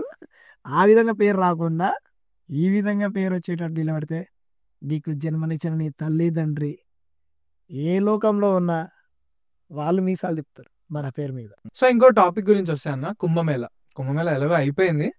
బట్ కుంభమేళ వెళ్ళని వాళ్ళు చేసిన పాపాలు వాళ్ళంటే ఏం చేయొచ్చు అంటే, కొంతమంది వెళ్ళని వాళ్ళు వెళ్ళిన వాళ్ళు బాటిల్స్ తీసుకొని రావడం, అవి తీసుకొని స్నానం చేయడం ఇలాంటివి చేసారు. నేను కూడా అట్లనే చేసిన. చిన్న విషయము, ప్రశ్న అర్థమైంది. కానీ ఇక్కడ చిన్న విషయం నేను చెప్పాలనుకున్నటువంటి 3 విధాలుగా చెప్పుకోవడానికి వస్తాం. 3 విధాలుగా ఏమి అంటే, మొట్టమొదటిగా మనకు స్నానాలు ఎన్ని. ఒకటి, మనసు బాగలేనోడు గంగల మునిగినోడు అంతే. మనసు బాగలేనోడు ఆడ ప్రయాగరాజులో పోయి స్నానం చేసినా అంతే. అంతే. మనసు ప్రశాంతంగా ఉన్నవాడు ఈడ ట్యాంక్ కింద స్నానం చేసినా అంతే. అంతే. కాబట్టి ఇక్కడ మొట్టమొదటగా నేను స్నానం చేయాలి అంటే ఆ మనో సంకల్పం నాకు ఉండాలి. అంటే పవిత్రమైనటువంటి గంగను నేను సంకల్పించుకొని, నేను బకెట్లో ఉన్నటువంటి నీళ్ళుండని, మగ్గులో ఉన్నటువంటి నీళ్ళుండని, ఒక నల్ల కింద ఉన్నాను, ఒక టాప్ కింద ఉన్నాను, నేను గంగాదేవికి అనుసంధానం చేసుకుని స్నానం చేస్తే సగం పుణ్యం వస్తుంది. ఓకే. ఒకటి. రెండవది, ప్రత్యేకంగా దేవాలయంలో తీసేసినటువంటి ప్రత్యేకంగా అంటే నిర్మాల్యము అంటారు. నిర్మాల్యము అంటే నిన్న ఎక్కించినటువంటి పూలు. ఓకే. నిన్న ఎక్కించినటువంటి పూలు. అట్లా ఆ పూలు తీసుకొని వచ్చి మనం నీళ్ళలో కలుపుకొని ఆ నీళ్ళు స్నానం చేసినా ఒక విధమైనటువంటి ఫలితం వస్తుంది. ఓకే. ఒకటి. అభ్యంగన స్నానం. అభ్యంగన స్నానం అంటే పసుపు రాసుకొని చేస్తూ ఉంటారు. తర్వాత నూనె పెట్టుకొని స్నానం చేస్తుంటారు. మృత్తికా స్నానం అని చెప్పి మట్టి పెట్టుకొని స్నానం చేస్తూ ఉంటారు. ఆ విధంగా మనం ఏవేవి కావాలంటే స్నానాలు మొత్తం వేరే విధంగా ఉంటాయి. కానీ ఇక్కడ ఏమి అంటే ప్రయాగరాజు పోలేనటువంటి వాళ్ళు ఇప్పుడు ఆల్రెడీ అయిపోయింది కాబట్టి మనసులో అలాంటి చింత ఏం లేకుండా, ఎందుకంటే డైరెక్ట్గా ఇండైరెక్ట్ అయినా సరే ప్రత్యక్షంగా పరోక్షంగా మనం యూజ్ చేస్తున్నటువంటి నీళ్ళు గంగాదేవి. ఒకటి. మీకు వీలైతే స్నానం చేసిన తర్వాత ఒక రాగి చెంబులోనో ఇత్తడి చెంబులోనో లేదా వెండి చెంబులోనో గ్లాస్ అయినా పర్లేదు, దాంట్లో నీళ్ళు వేసుకొని ఒక తులసి దళం లేదా ఒక మారేడు ఆకు, అది లేకపోయినా మన తులసి కోటలో ఉన్నటువంటి మృతిక అంటే మట్టి తీసుకొని దాంట్లో వేసి చేయి నిండుగా మూసి అక్కడ ఉన్నటువంటి ప్రయాగరాజులో ఉన్నటువంటి గంగా, యమున, సరస్వతి ఆ అమ్మవారికి దండం పెట్టుకొని మనో సంకల్పం మనసులో అనుకొని ఆ నీళ్లు స్నానం చేసిన సగం పుణ్యమైతే తప్పనిసరిగా అయితే పరమాత్ముడు ఇస్తాడు. కానీ ఇక్కడ వీటన్నిటికీ మూలం ఏమి అంటే, ఇప్పుడు నేను 10th క్లాస్కి వచ్చిన ఇంటర్కి నా బిహేవియర్ ఇంకా మార్చుకోవాలి. ఇంటర్ అయిపోయింది, నేను డిగ్రీకి పోతే ఇంకా నా బిహేవియర్ మార్చుకోవాలి. అంటే బిహేవియర్ అంటే క్యారెక్టరైజ్ ఏ విధంగా మార్చుకోవాలి, నేను భగవంతుని సన్నిధానంగా ఏ విధంగా వెళ్ళాలనే వాడికి మాత్రమే ఈ ప్రయాగరాజ స్నానాలు ఇవేవైనా. అంతేగాని శరీర రోగాలు పోతాయి, మనోరోగాలు పోతాయి కాదు. నాకు తెలుసో తెలియకో పోయిన జన్మలో అటుపోయిన జన్మలో అట్లా 7 జన్మలకు సంబంధించి నా పెద్దలు చేసినటువంటి 7 తరాలకు సంబంధించి అన్ఎక్స్పెక్టెడ్గా చేసినటువంటి తప్పు ఒప్పులకు ప్రాయశ్చిత్తంగా స్నానం చేస్తున్నా. అంతేగాని ఏదో సినిమాల మిరాకిల్ జరిగినట్టు మనం నది స్నానం చేయడపై పోయేది.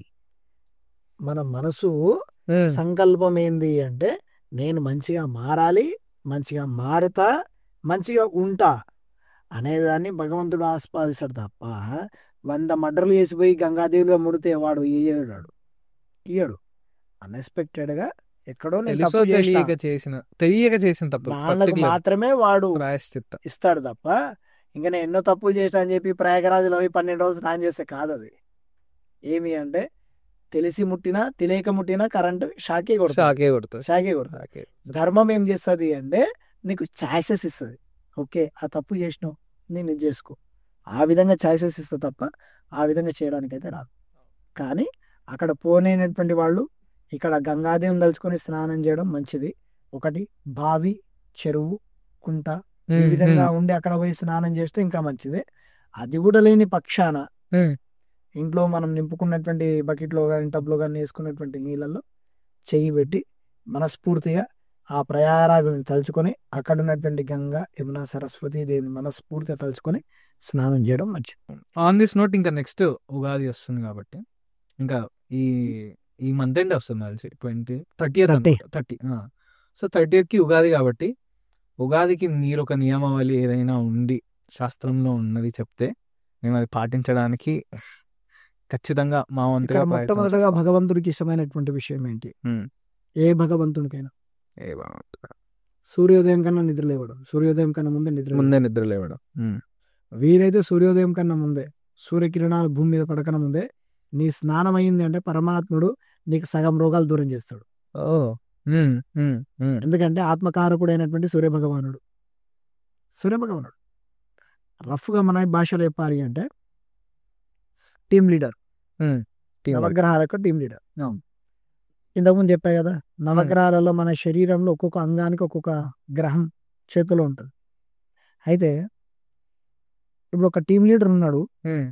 టీమ్ లీడర్కి నాకు చిన్న ఏదో క్రాషెస్ వల్ల, టీమ్ లీడర్కి నాకు ఏదో చిన్న క్రాషెస్ వల్ల మేమిద్దరం దూరమైన. అనుకోకుండా ఆ టీంలో ఉన్నటువంటి వేరే వ్యక్తి నాతో మాట్లాడుతున్నాడు. అది టీమ్ లీడర్ చూసిండు. ఏమంటాడు?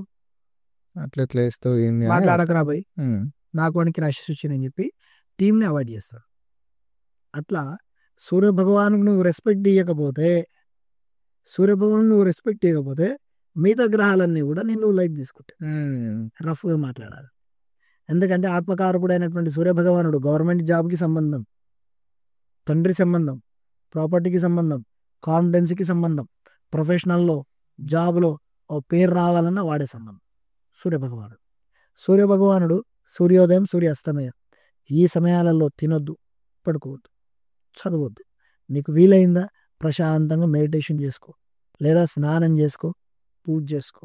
అది కూడా లేదు, జాగింగ్ వాకింగ్ ఏదైనా చేసుకో. కానీ ఒక దగ్గర కూర్చొని చదువుకోవద్దు. ఆ సమయంలో చదువుకోవద్దు. ఆ సమయంలో నువ్వు వీలైతే స్నానం చేసినా వాడు యాక్సెప్ట్ చేస్తాడు పరమాత్మ. అయితే సూర్యభగవానుడు వచ్చినప్పుడు ఒంటి మీద బట్టలు కూడా ఉండవు. మనం ఆ హోస్ట్లో పడుకునేటం కూడా తెలియదు. వాడు ఒకరోజు చూస్తాడు, 2 రోజు, 3వ రోజు చూస్తాడు, 4వ రోజు. ఇంకా వీడి జీవితం ఇంతే, వీడి జీవితం ఇంతే. లైట్ తీసుకుంటాడు, ఆయన పని ఆయన చేసుకుంటాడు. వీడి జీవితం ఇంతే, ఆయన లైట్ తీసుకొని ఆయన పక్కకు. సెకండ్ ఏది వస్తుంది? మండే, సోమవారం.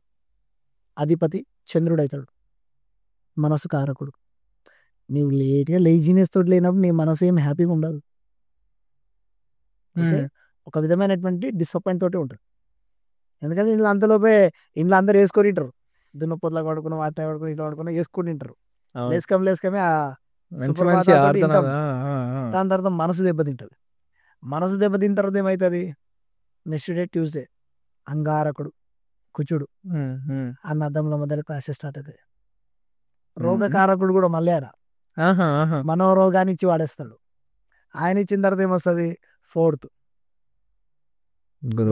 బుధుడు బ్రెయిన్ కి సంబంధించి తెచ్చి పెడతాడు. అయిపోయి ఇంక ఇవన్నీ ఒకటి దానికి ఒకటి రిలేషన్స్ ఉన్నాయి. అదే ఒకరి దాని తర్వాత ఒకటి. ఓకే, సూర్య భగవానుడికి మనం రెస్పెక్ట్ ఇస్తే, ఉదాహరణ నీకు వీలైతే 9 లేదా 11 లేదా 7 ఆదివారాలు సూర్యోదయంలోపే నువ్వు స్నానం చేసుకుని, నీకు ఏ మంత్రం రాని, ఏ తంత్రం రాని, రాకపోని దేవుడా దేవుడా దేవుడా అని చెప్పి 2 నిమిషాలు దేవాలయంలో కూర్చొని బయటికి రా సార్. జస్ట్ వారం ఆదివారం మాత్రమే. ఆ రోజు నాన్ వెజ్ తినకు, స్మోక్ చేయకు, డ్రింక్ చేయకు. నార్మల్గా ఎవరు అలవాటు ఉన్నా అది దూరం పెట్టి ఓన్లీ సండే రోజే. నీకు 7 వారాలు నీ లైఫ్ చేంజ్ కాకపోతే అప్పుడు అడుగు. 7 వారాలు ఓన్లీ సండేనే, ఓన్లీ సండే మొత్తం శక్తినిస్తాడు. ఎందుకంటే కాన్ఫిడెన్స్ ఇచ్చేది వాడే, పరమాత్ముడు, సూర్య భగవానుడు.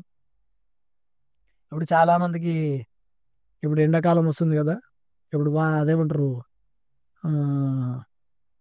పిట్టెలాగా టప్ప పడిపోతారు.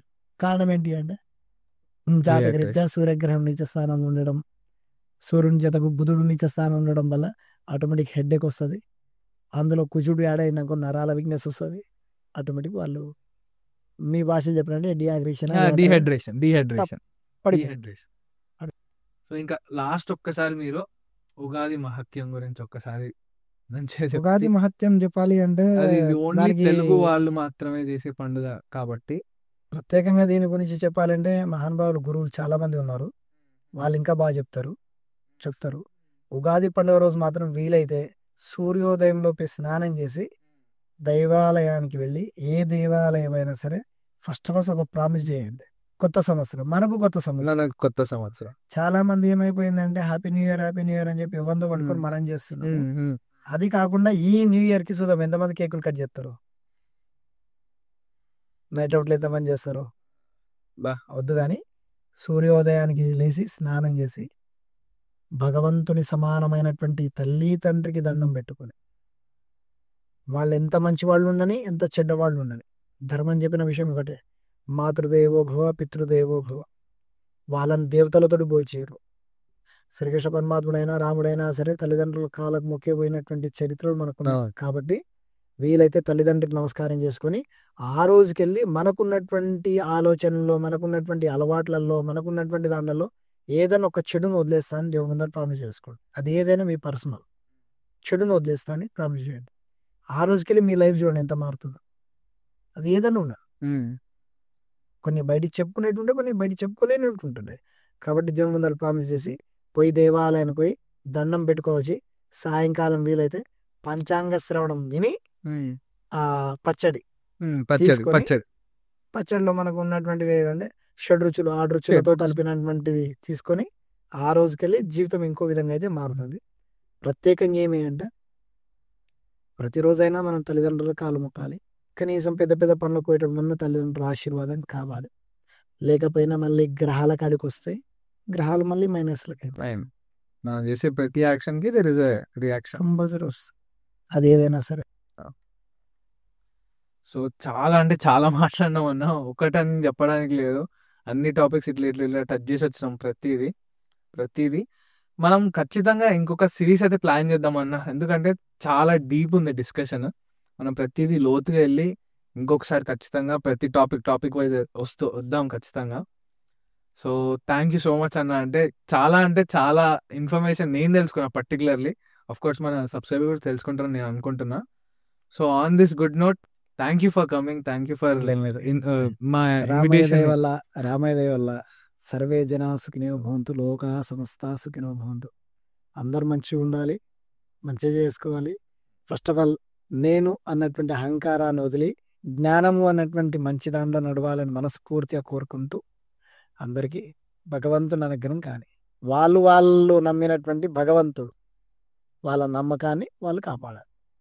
కానీ ఒకరినొకరు మోసం చేసుకోకుండా సాటి మనిషికి విలువ ఇచ్చి నేను ఒక మనిషిని అన్న ఒక స్థానాన్ని సంపాదించుకోవాలని మనస్ఫూర్తిగా కోరుకుంటున్నాను అందరికీ. మీ తరఫుకి వెళ్ళి కూడా నేను ప్రేక్షకులకు ప్రత్యేకంగా కోరుకుంటున్నటువంటి విషయం, చెడు ఒకప్పుడు సినిమాలలో చూపించినట్టు పెద్ద పెద్ద మీసాలు, పెద్ద పెద్ద పండ్లు పెట్టుకొని చేతులలో కత్తులు పెట్టుకున్నటువంటి వాడు రాక్షసుడు కాదు. చెడు ఉన్నటువంటి వాడు రాక్షసుడు. అది నేను ఉండొచ్చు, నువ్వు ఉండొచ్చు, ఎవడన్నా. ఆ చెడు అనేది మన మనసులో రాకుండా ఉండడానికి కలికల్మషనాశన మంత్రం హరే రామ రామ రామ హరే హరే, హరే కృష్ణ కృష్ణ కృష్ణ హరే హరే. నువ్వు ఏ పని చేయడానికి పోయినా ఇది ఒక్క 10 సార్లు చదువుకొని వెళ్ళు, రిజల్ట్స్ దేవుడు నీకు ఇస్తాడు. అంతే. థ్యాంక్ యూ అన్న, థ్యాంక్ యూ సో మచ్.